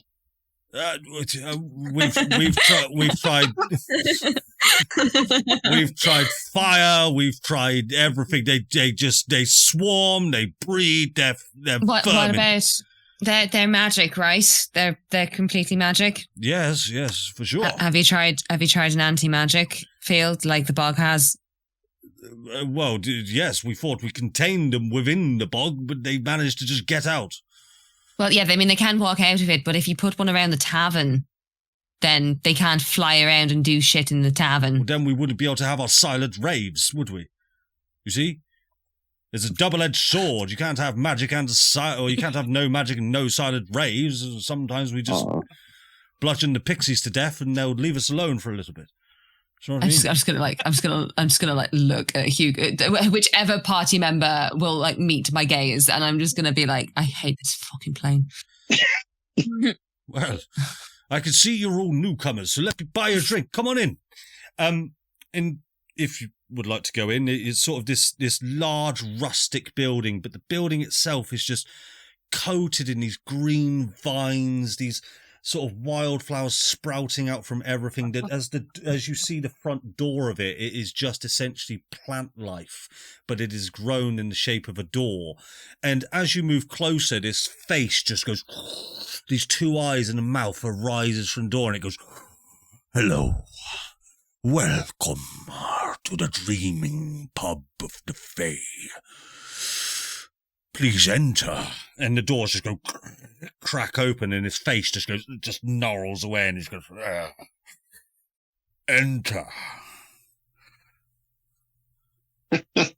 I like it. What a great little club. Is Caleb still with us? Yeah, Lathander's there. Yeah, he's just been following you. He didn't do much. Yeah, I was like, like all the others. Just following you around. Well, it's either that or I have them interjecting every 5 minutes, which, hey, you guys. Yeah. No, it's cool. We walk inside. Okay. If you need me, I'm here. I've been enjoying the show. I'll be honest, a little bit of beheading, I've done some of that. Don't you worry, this is Dungeons and Dragons. What would it be like if we didn't behead a couple of creatures every now and again? You know what I mean? Well, I'm getting a drink. Feel nice. Right, you do that, Caleb. Mystra is, I think, a barmaid here. Sorry, Lathander. Mystra is apparently a barmaid here. See if you can recognise her. I'll have a look. Ah. Sort of makes his way and just goes straight for the bar. But yeah, I'll head on in. Yeah, as you head on in, there are these sort of much like a modern pub from the Fey Wild. You get the sense that they've tried to mimic from Faerûn, from the material plane. You get the sense that they've tried to mimic the exact structure, the exact layout, but everything's covered in these sort of gorgeous green and blue vines and just these wildflowers stemming out from absolutely everywhere. You can see that there's a small fairy at one of the tables wearing this very tiny brown backpack with bright orange auburn hair in a ponytail. You see a man in a full suit of armor, like sort of with only a small little visor slit at one of the tables.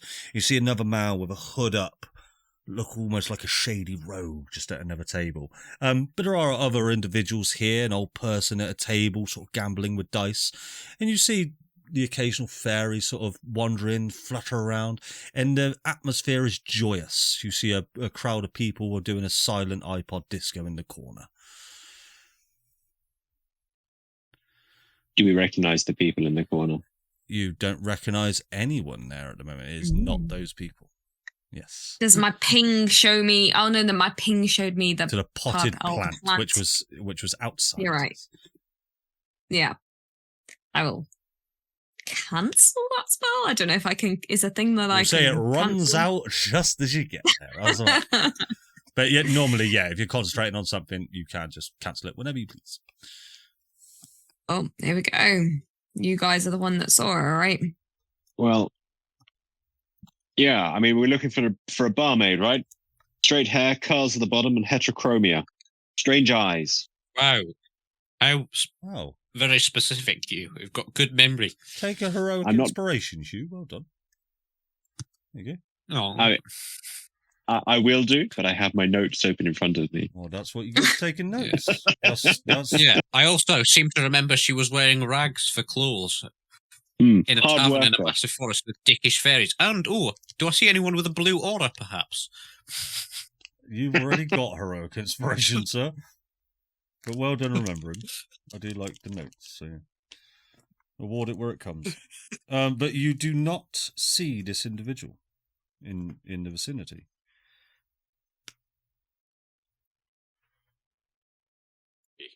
Right. I mean, I suppose the way to find the barmaid is to get some drinks. Is there a table free? You'll see the man that's invited you in will just go, ha ha! Drinks on me, don't worry, take a seat. I'll bring them straight over.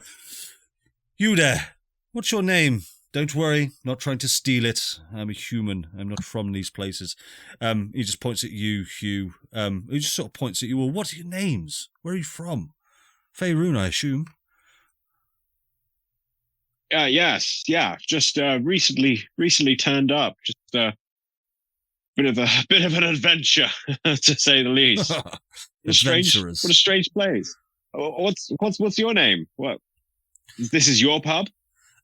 Well, sort of mine, sort of not. Leasing, I suppose, is the word. Nobody really owns property here in the Fey Wild. I'm just minding it at the moment. I'm the current business owner of this establishment, but I might go on in a couple of months and this might turn into a winery, who knows. But sorry, my name is Patrick Heffenhugh. Patrick Heffenhugh. Patrick Heffenhugh. He was very surprised by my, I don't know, Heffenhew. Fantastic name.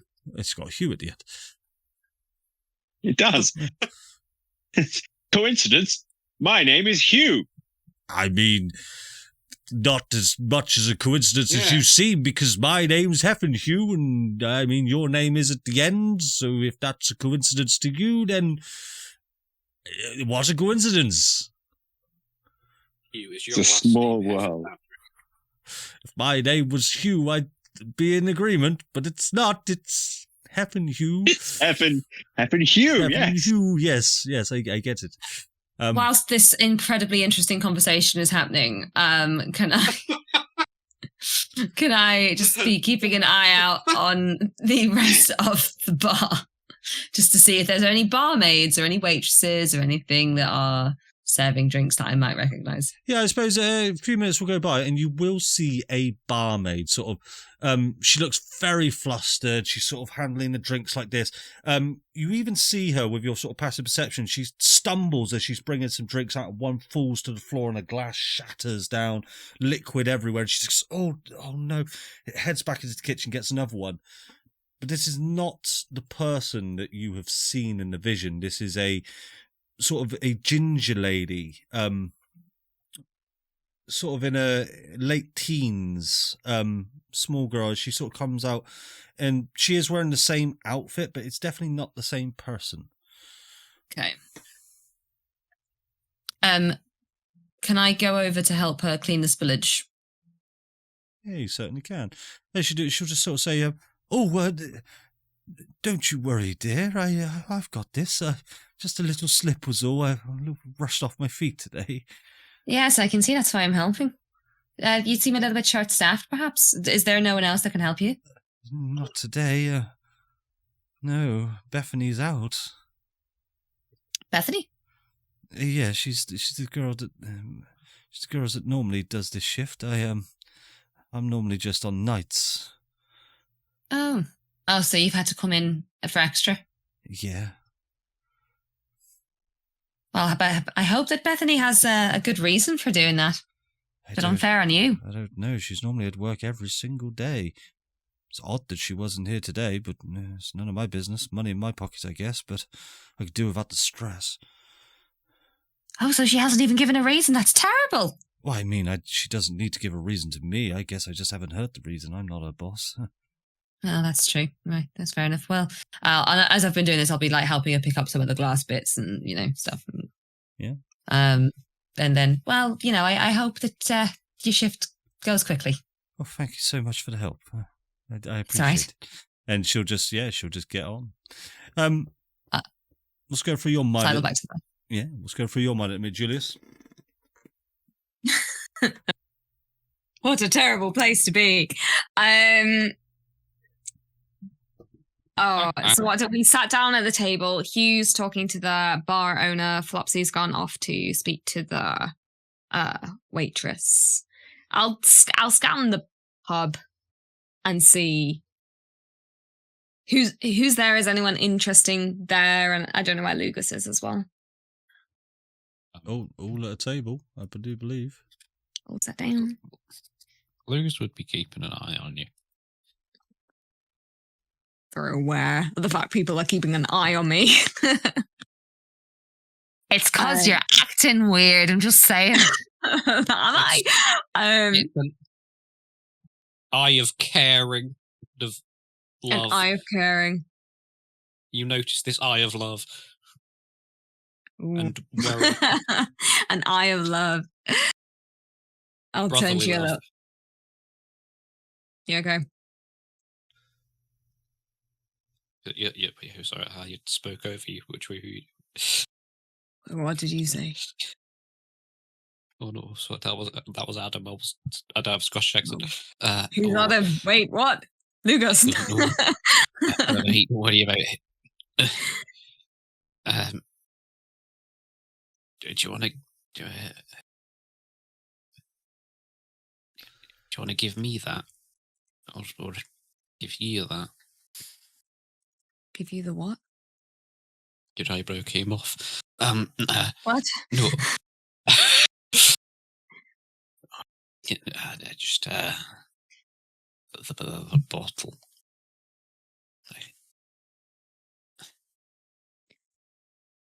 I just think that at some point this all became like a little bit personal. And I think with the fate of the world at stake, yes, this whole situation would be better in a professional capacity. Right? Exactly.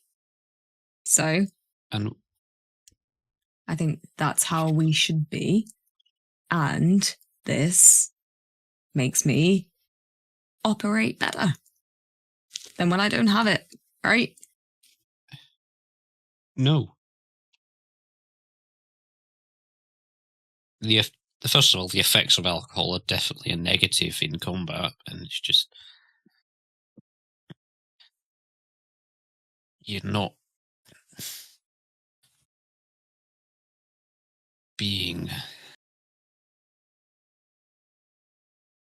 clear. You're going through a lot of pain, and you're going to substance for relief. Yes. I'm going for substance for relief from very physical symptoms of not having the substance, right? So I can think more clearly sometimes.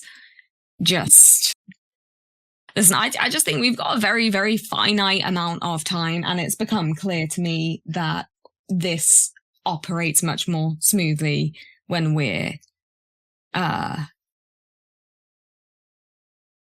when it's like a job, right? So I just think that's how we should treat it from now on, like a job that we have to do, okay? Like my head is screwed on, okay? I know what we have to do. We have to find Mystra. We have to face Gatus. We have to probably die. No. That's fine.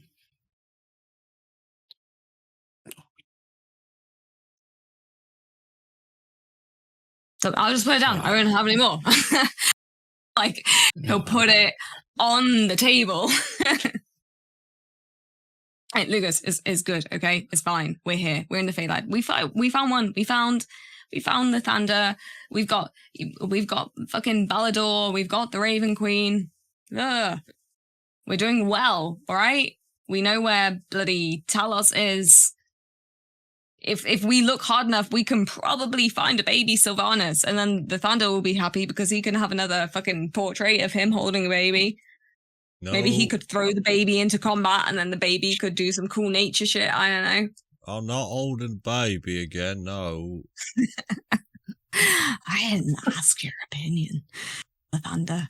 Oh, no one ever asked my opinion.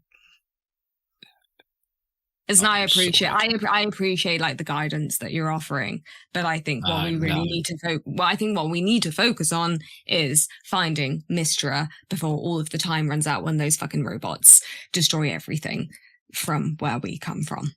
So, if you can think about anything that she was wearing or holding or an object of some description, in fact, we could just ask the fucking waitress. That's a great idea. We could ask the waitress. Let's do that. I think Flopsy's doing that. And then we can now. just locate that object. Yeah. That's a good idea. It is. Oh. Okay. He'll like slap his palm on the table and stand up and go over to wherever the waitress is. Which is with me. Lugus private DMs himself of, man, I used to be so much better at that. I'm well out of practice. Oh, that's -1 from the squirrel. Okay. Cool, so you head on over and Flopsy and the waitress are there. Sort of you see Flopsy helping her up with a broken glass that was on the floor. Sort of. Yeah, you'll probably kind of come in just as I say, right, well, I hope your shift gets better. And she's about to turn around and walk away. And then as she turns around, she like almost walks straight into you. Oh, hi. Hi. Are you okay? Did you come for me? Yeah. No, I wasn't looking for you. Oh, well, if you were, she looks a little bit disappointed at that. If you were looking for the waitress, who I'm assuming has now walked off with the stuff, I've already asked her some stuff. We're looking for a girl called Bethany, and apparently she's supposed to be working this shift, but for some reason she hasn't come in, which is very unlike her. So we now need to go over to whoever Hugh is talking to because he'll know a little bit more.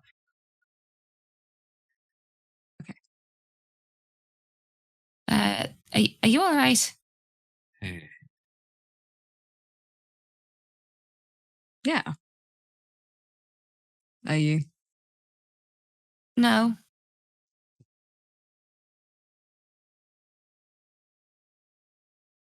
I'm worried about you a little bit.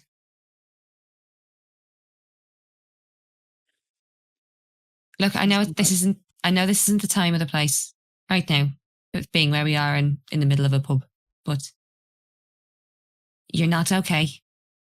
I know you well enough to tell you that. And I know you well enough to know when you're blatantly lying. You're not okay. And that's fine. But that's what we're here for, is to support you. I don't think you're leaning on us at all at the moment. And then she's going to walk straight past him towards you. Violet. Yeah? You don't know me at all. I think I know you very well. And that's why you don't like it. And she'll just turn around and walk away again. I wanted to fix things this session. It's cool. It's so good. But I hate it. She's not right. Just so you're aware, she's not trying to be horrible, but she's just being very straightforward with her thoughts. Yeah. It's like when an unstoppable force meets an immovable object. She is calling him out on his bullshit. That's what she's doing. Just a quick one. Are we okay on time? Yeah, I am. Adam? For a bit longer. Yeah. Okay. That should be fine. I'm gonna basically not storm off, but it's more just like, I've called you out. You need to deal with your shit. Come to us when you're ready. And then that's basically what she's saying. And then she just like carries on towards you. I don't know what he's going to do. If only I could roll a dice and find out.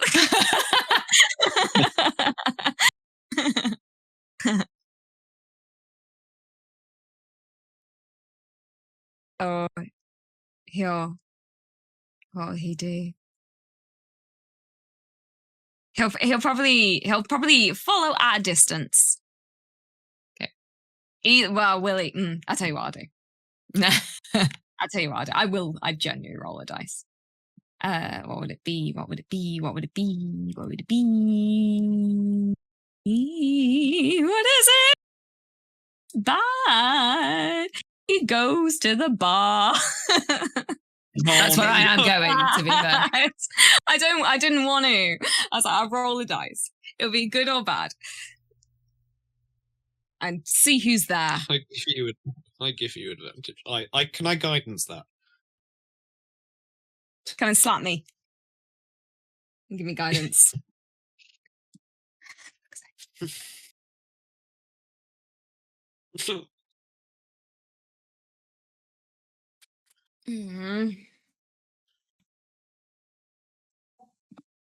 are you all doing? Stomach, but that is not my head. I'm heading towards you. But do I hear Julius behind me going off towards the bar?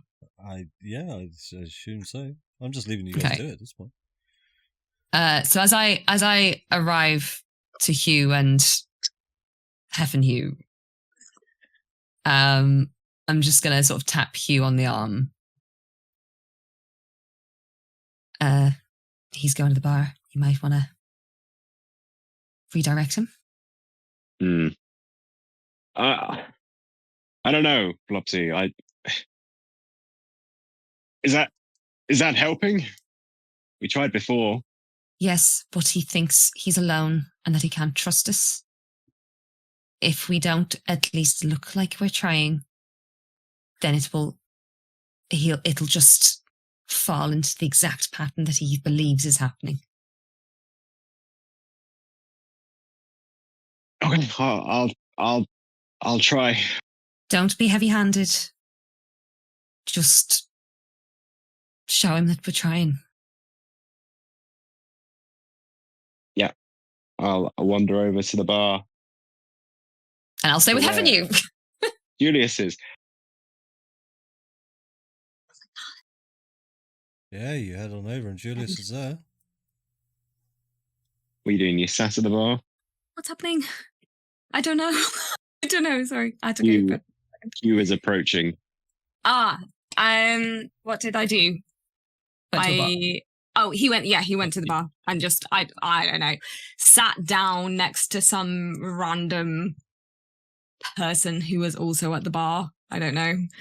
And did that little thing where they did like a little, like on the table. Who is that beautiful cat? Molly. Oh. Yes. Okay. So you're sat next to a person. So as you arrives, I'll grab a stool. I'll plonk it down.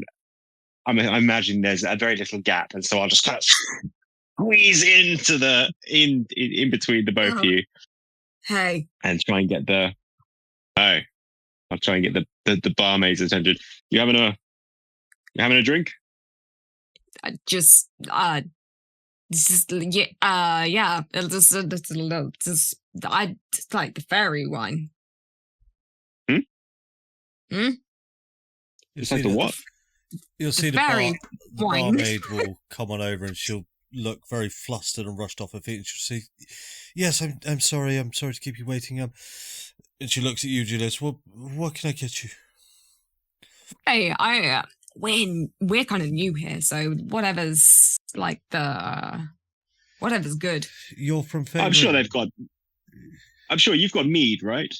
We are a Faerûn sort of standard pub. Anything that you guys know will be here. We're the only one of its kind. A Faerûnian pub in the Fey Wild. It's got a novelty, hasn't it? Oh, that's weird. It's a taste of home, eh, Julius? Mead for me, please. Yes. Pickled egg, packet of crisps. Some beef rashers. Yeah. Pickled eggs. Pork scratchings. I'll have the jar, please. Certainly. Jar of pork scratchings. Sorry. Jar of pickled eggs. We'll just need to take your name for the tab. Take your name. That doesn't sound good to you. Yes. I mean, that doesn't sound good, instead, Frank. I'd rather just pay with gold. Okay. Yes. Not a problem. Not a problem. Well, it would be 4 gold. Yes. 4 gold. Thank you. Yeah, I'll place 4 gold on the bar. Or Amy. Does This she place just is look stressed ripped. because she's overworked? Roll an insight check. Oh, Christ. I wish I had expertise and insight. I should have You taken it. learn numbers, please. 14. She looks stressed and overworked, but as Hugh hands over 4 gold, a chaotic grin will appear on her face. Thank you. I've got to be honest with you. I'll be honest with you, Julius. I've forgotten how many strawberries this is worth.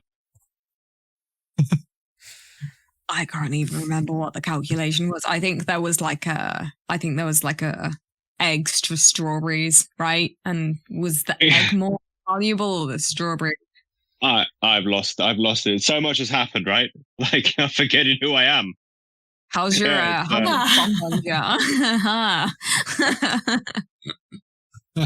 And she turns to you, Julius, and just says, what am I getting you? Surprise me. I Wait, we were actually here looking for a friend. Okay. Have you found them? No, not yet. Okay. We were here a couple of nights ago, and there was a barmaid with funny eyes. That's rude. She had 2 different, Well- not funny, she beautiful eyes. They were 2 different colors, and yeah, she said that when we came back, the drinks would be on the house. That's Bethany, and she would not have said that. No, she wouldn't have. You're right. No. That's a dumb thing to say. Yeah. That's right, Beth. If Yeah, I you're- remember Beth. If you're trying to, like, I don't know, this is like some sort of wingman pickup line, you're doing poorly. I'm not interested. I've got a boyfriend. Is he big? Is he as big as me? No, no, he's not. No. Knew it. I mean, if you're offering, no, I've got a boyfriend. Look, alcohol or non-alcoholic, and she turns to you. Coke, mead, Sunny D. I mean, I'll have a mead, but Julius, what about you? Yes. Looks at you. I've got a mead or a Sunny D. You're cool, mate. Don't look at me like. It's like impassive. Like there's nothing in Hugh's face at all.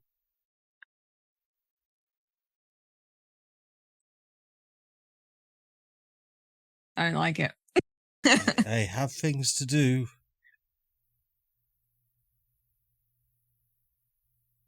Sunny Why don't we D, just get Sunny both? D Why it don't you is. just have a Sunny D and a mead, Sunny and then D you it can mix is. them together, and you can make a Sunny mead. She opens the fridge. A Sunny and it mead. just this orange golden glow of like 40 cartons of Sunny D, and she pours it out. Oh my god! Pushes it back in. Here you go, and pushes Awful. That sounds absolutely horrible. pushes a glass of Sunny D in your direction.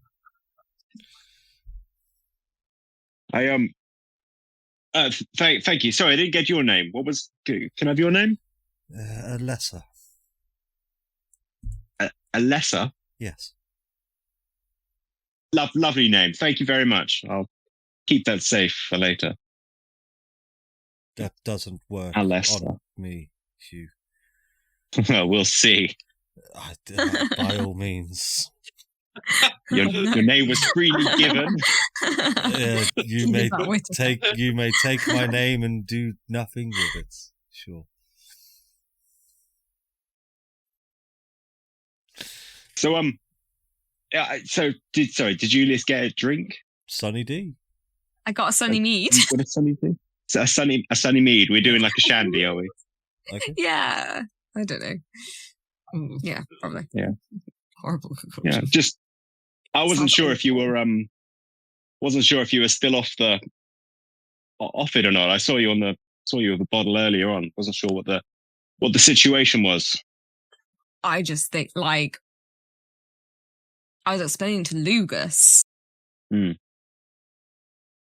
I don't like it. It's like being told off by your dad. I was explaining to Lugus that, how can I put it?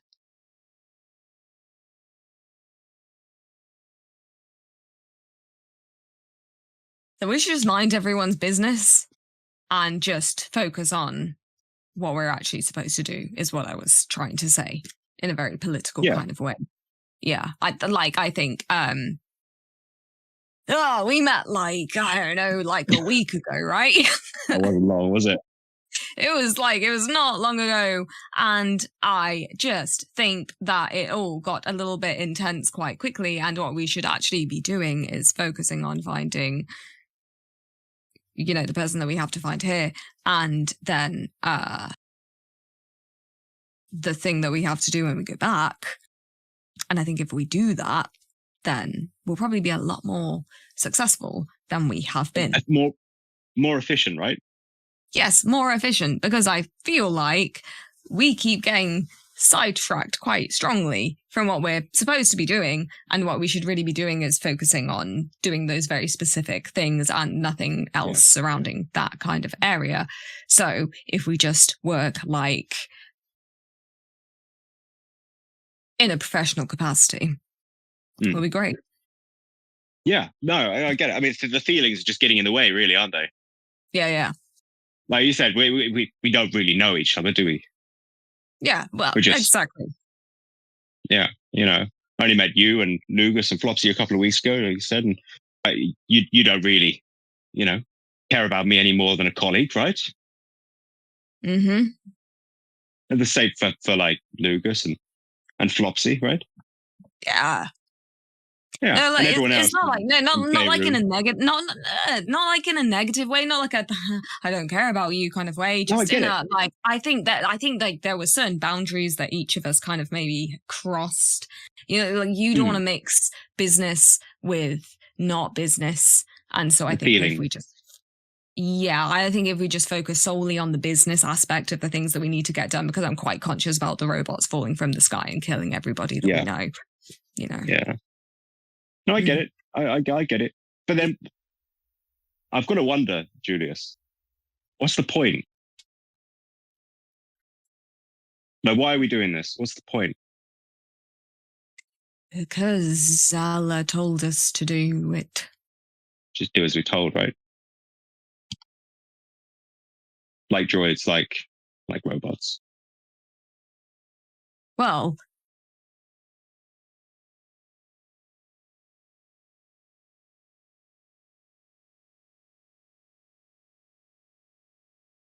I'm gonna Hugh just kind of take a sip of his mead and just kind of put it down on the bar, and I'll just say, I got to say, Julius, I think you need to figure out what you're fighting for. Because I'll tell you one thing, those Argon droids, they haven't got a clue what they're fighting for. They just do it, right? Like Gatus says, do this, and they do it. So maybe start there. Wouldn't that just be nice? I know, right? So much more convenient if you don't care. But hey, and I'll just kind of stand up and just with warmth, I'll just put a hand on his back and just kind of give him a couple of hands and say, if that works for you, then we'll be the most efficient of colleagues.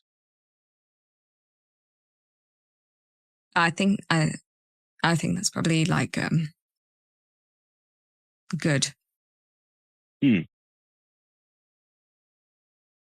Anyway, I'm going to go and look for Bethany. I'm sure she's around here somewhere. Beth with the funny eyes. With the funny eyes. And I'll walk away and look for Bethany. So as you walk away, Hugh, you'll sort of turn on the bar and you'll see Caleb Horns Lathander just sort of at the bar. He's sort of side-eyeing you as you walk away. You'll just see him sort of just shake his head slightly. And he just looks over to Flopsy and Lugus and back to Julius. Just sort of just takes his drink, gets up and goes sits at another table on his own. God. Flopsy and Lugus, what are you two up to? I'm about to start talking to Heaven Hugh. Well, hey there, little lady. The name's Heaven Hugh. Hi. I just came over to see how things are going because your current barmaid seems a little bit flustered. Yeah, green behind the ears, she is. Only been here a couple of weeks. Still showing her the ropes. Chuck him in at the deep end, I say. Teach him the hard way. She'll learn. It's a shame. She was saying that there was supposed to be someone else on this shift. She was supposed to have a break. Nah, Bethany. Just let me down. Not coming in today. Oh. Dunno. Not like her, but she'll be in for the night shift, she's assured me. So, there's that. Fair enough. Well, look, if you need any assistance in any way, or if you want us to look in on her, that'd be great. You're our guest. Just stick around. Why are you so interested in one of my staff members, if I might be so inclined to ask? Oh, I'm used to being in bars and taverns, and I get to see the stress that some of the maids get put under. It's not pleasant, and I saw her drop a glass a moment ago and just helped her out, and I just wondered if everything was okay. Is all empathetic. Okay, yeah. Don't normally get that kind of empathy around here, but I appreciate it, and I'm sure so is she. Don't you worry, I'll help her out a little bit more. You guys just put your feet up, take a rest. If you are looking for Bethany, then she'll be in a few hours. If you go out there, you're just going to get swarmed by the fucking vermin. Yeah, we already came across one of them, but I'd rather not if they try get into a bunch. If they try and get in through the windows or anything like that, they will try and draw your attention. Just tell them to fuck off. If they do get in, smash their heads in. Not a problem. Okay. We can do that quite easily, don't worry. Yeah. But thank you, and I hope that everything calms down a little bit. Yeah. And I'll just sort of go on over to Lugus. Yeah, what are you up to? I think, Lugus, as you're sort of at the table, sort of on your own for a second while everyone was off doing something, see a little pixie just flutters up to the window right next to where you are, and she just taps on the glass, and she goes, "Here, You want to buy something? Why do they all sound like they've been smoking 80 cigarettes a day? Here. They all sound so shifty. She just taps on the window like this. Just tick, tick, tick, tick, tick. Here, a squirrel. You want to buy something? Fucking shove. Tear. You're going to telekinetic shove the pixie. Just away, and then I'm gonna. So she is behind the pane of glass. She's the other side of the pane of glass. So. I'm psychic. I don't. It's. Well, yeah. I'm just saying. Strength save, yeah. Yeah. I have a feeling you won't. Holy fuck! Oh, it's quite good. No, yeah, it's quite good. If only you didn't have that -4. Does that fail? Yeah, that does. You are knocked 5 feet away. And she just goes, and then just flutters back up. Come on, man, I got the good shit. Come on. I'm not interested in your drugs. Yeah. Shit! And you see that she attempts to cast Scorching Ray on you, but it just hits the window. And she just goes, and then just flutters away. You just see 3 beams of fire just go and just hit the glass. There you go. Let's go through your mind at a minute, Lucas. I've lost my touch. Oh dear, what am I gonna do? Oh, roll your D100, dude. What do you have to roll to get? What is it? Divine 9 or below. Not that. Holy fuck! 9 or below. I thought it was a 30. That might. Ah! Oh, Tian, what am I gonna do? Right, so come on. Right. Sorry. Are we okay for time? Just like 10 minutes. Is that all right? 10 minutes. Yes. Right. Yes. Carry on, Lucas. What are you doing? I don't know. You started I it. can't just Deus Ex. I can't just Deus Ex Machina this drama to end. Well, You can. like there needs to be relationships worked out. I think of it in the sense of you're just flippantly wanting to communicate with Tyr, I assume, in some way. What would you be saying to Tyr, rather than what you can get from it? What would you be saying to Tyr? What would you be communicating to him? No, just apologies, really. I feel like I haven't done enough, or haven't provided enough for my party. That's sort of like my job is to guide, and there has been a split, and I haven't done a good job, at least personally, to mend that split. It's just I'm seeking forgiveness and advice. You will see the tavern starts to become quieter and darker as everybody just almost moves into this sort of slow motion state. The sound just begins to go to a small reverberation as everything around you starts to vibrate, as the walls start to just sort of close down and close in on you until you're in just a small little wooden box, this bench that you're sat on, this table in front of you, and a bench opposite you. And just in front of you appears the image of Tyr. And he just looks at you, his image wavering, it's like sort of flickering as if it was an illusion or just your mind. Hello again, old friend. Hey, boss. No need for terms of formality like that anymore. I'm not your boss. No. You're having trouble. Times are looking bleak.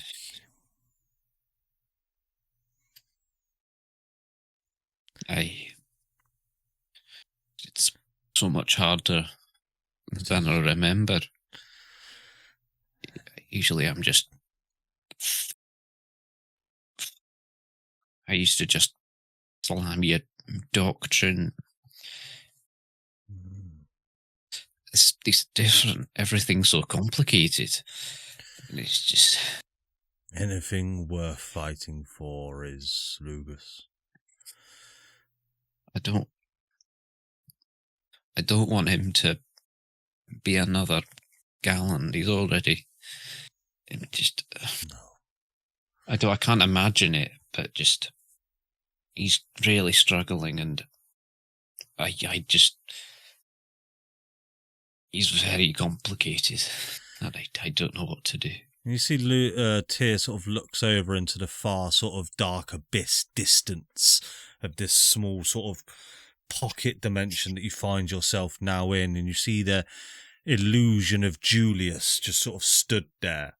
No, it's not you, Kate, but sort of just this image of Julius just appears stood there, and he says, a complex individual, Julius Dubois. Your guidance is very much needed, Brushtail, but perhaps he is not the one that needs guiding, and maybe it is you that requires the guidance yourself. This individual is going through dark times. But this individual has done it many times, been through worse, and they always find a way out of it in the end.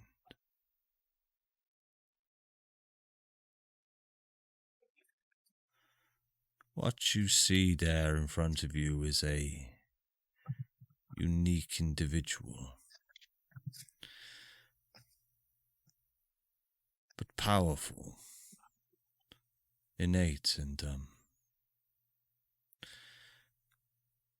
Lugus, I am not going to shy away from the fact that the journey you have in front of you is perilous, dangerous. I believe you have come to learn that you are destined to die at the hands of Gatter's Cross. Let's not go that far. Aye. Chronomancy has its limitations. If anything, I think the old codger is completely wrong. However, the reason I bring it up is the only way that you can survive this, the only way you can truly save everything, is together. There is a reason why you four are bound by fate. There's a reason why you four were brought together. And there's a reason why you four are still here, alive and kicking. It is because you share a bond.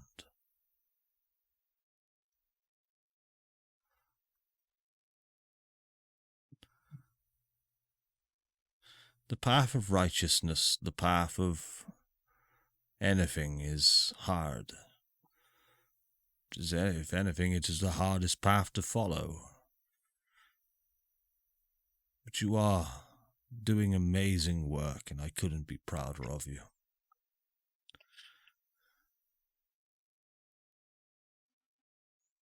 Thank you, sir. Again, there is no need for the formalities. Well, what do you want to be called? You know, I've been thinking about that recently. I'm not sure I want to be part of this anymore.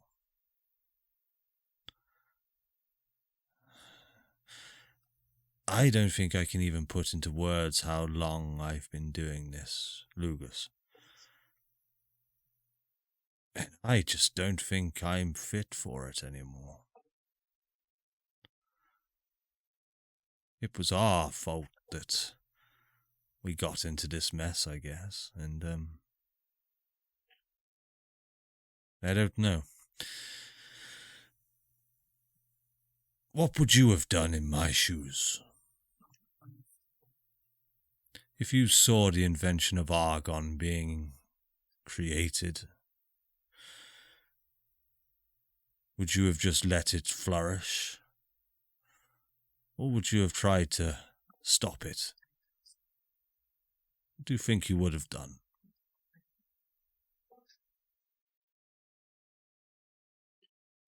I would have... I don't know. Tricky one, isn't it? The path of This righteousness is where... has no right or wrong answer in terms of this. Instead of going for Hazel, I'm very surprised you didn't first start to try to speak with Gattus. I know you said you caught it on late. And I know gods definitely aren't faultless beings, but just... I don't think the evil was as necessary as some of you have come to believe. Mortals are very fallible. And with the right words and and a push in the right direction, Gattus could have been a very different man, and Argon did not have its, evil thrown onto it as a title. I believe Gattus's path was set before what happened to Hazel. Why? Who laid that road? Who put that path there? Who put the Argon there? You don't know. You've got to have known. There is no part of the creation of the material plane that has not been documented by you lot. Unless what I've read are lies. The discovery of Argon was a surprise to us as much as it was to the mortals. It is a material that went under the radar for so long. I don't believe it was there from the beginning of creation. I believe it was planted. There is more to that substance than any of us know. I'll tell you this. I believe that Argon is actually a tether to another world. When we tried to investigate it first, when we finally found out about it, we discovered a name, a collective name, the Watchers. We never knew what it meant. We just knew it was connected to Argon in some way. This is all we know. But there's something deeply evil about it, Lugus. There is a reason it clung to Gattus as it clings to your friend Flopsy. It wants something. It's trying to achieve something. And that might not be the same as what Gattus is trying to achieve, but it sees it can achieve that quicker with Gattus's help.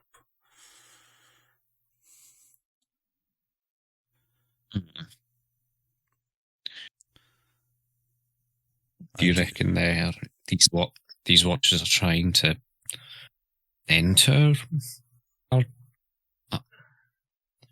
our plane, our universe? I certainly hope Using not. Gaffney's ritual? I hope not. Well, rather, this has been eye-opening. Yes. Do not trust it. No. Argon must be destroyed. Okay. All right, sir. Lugus, it is so good to see you. I hope I see you again before the end. I hope so too. Just... I see you've, Janus gave you back the pin. Yeah, it was... Right, you didn't correct him. Really? Well, I tend not to intervene. Yeah, well... I reckon... Here's my advice. But if you ever start the universe again, be active participants. Don't just watch the world turn to shit and give the odd tiny push here and there, because it always ends up going wrong.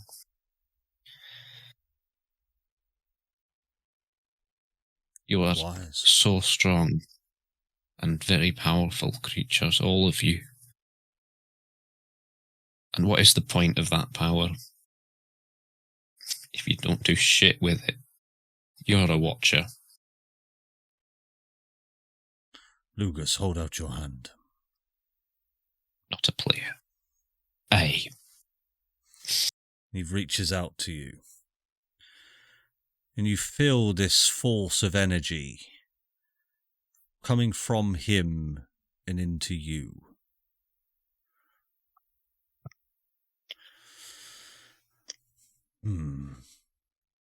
Maybe you're right.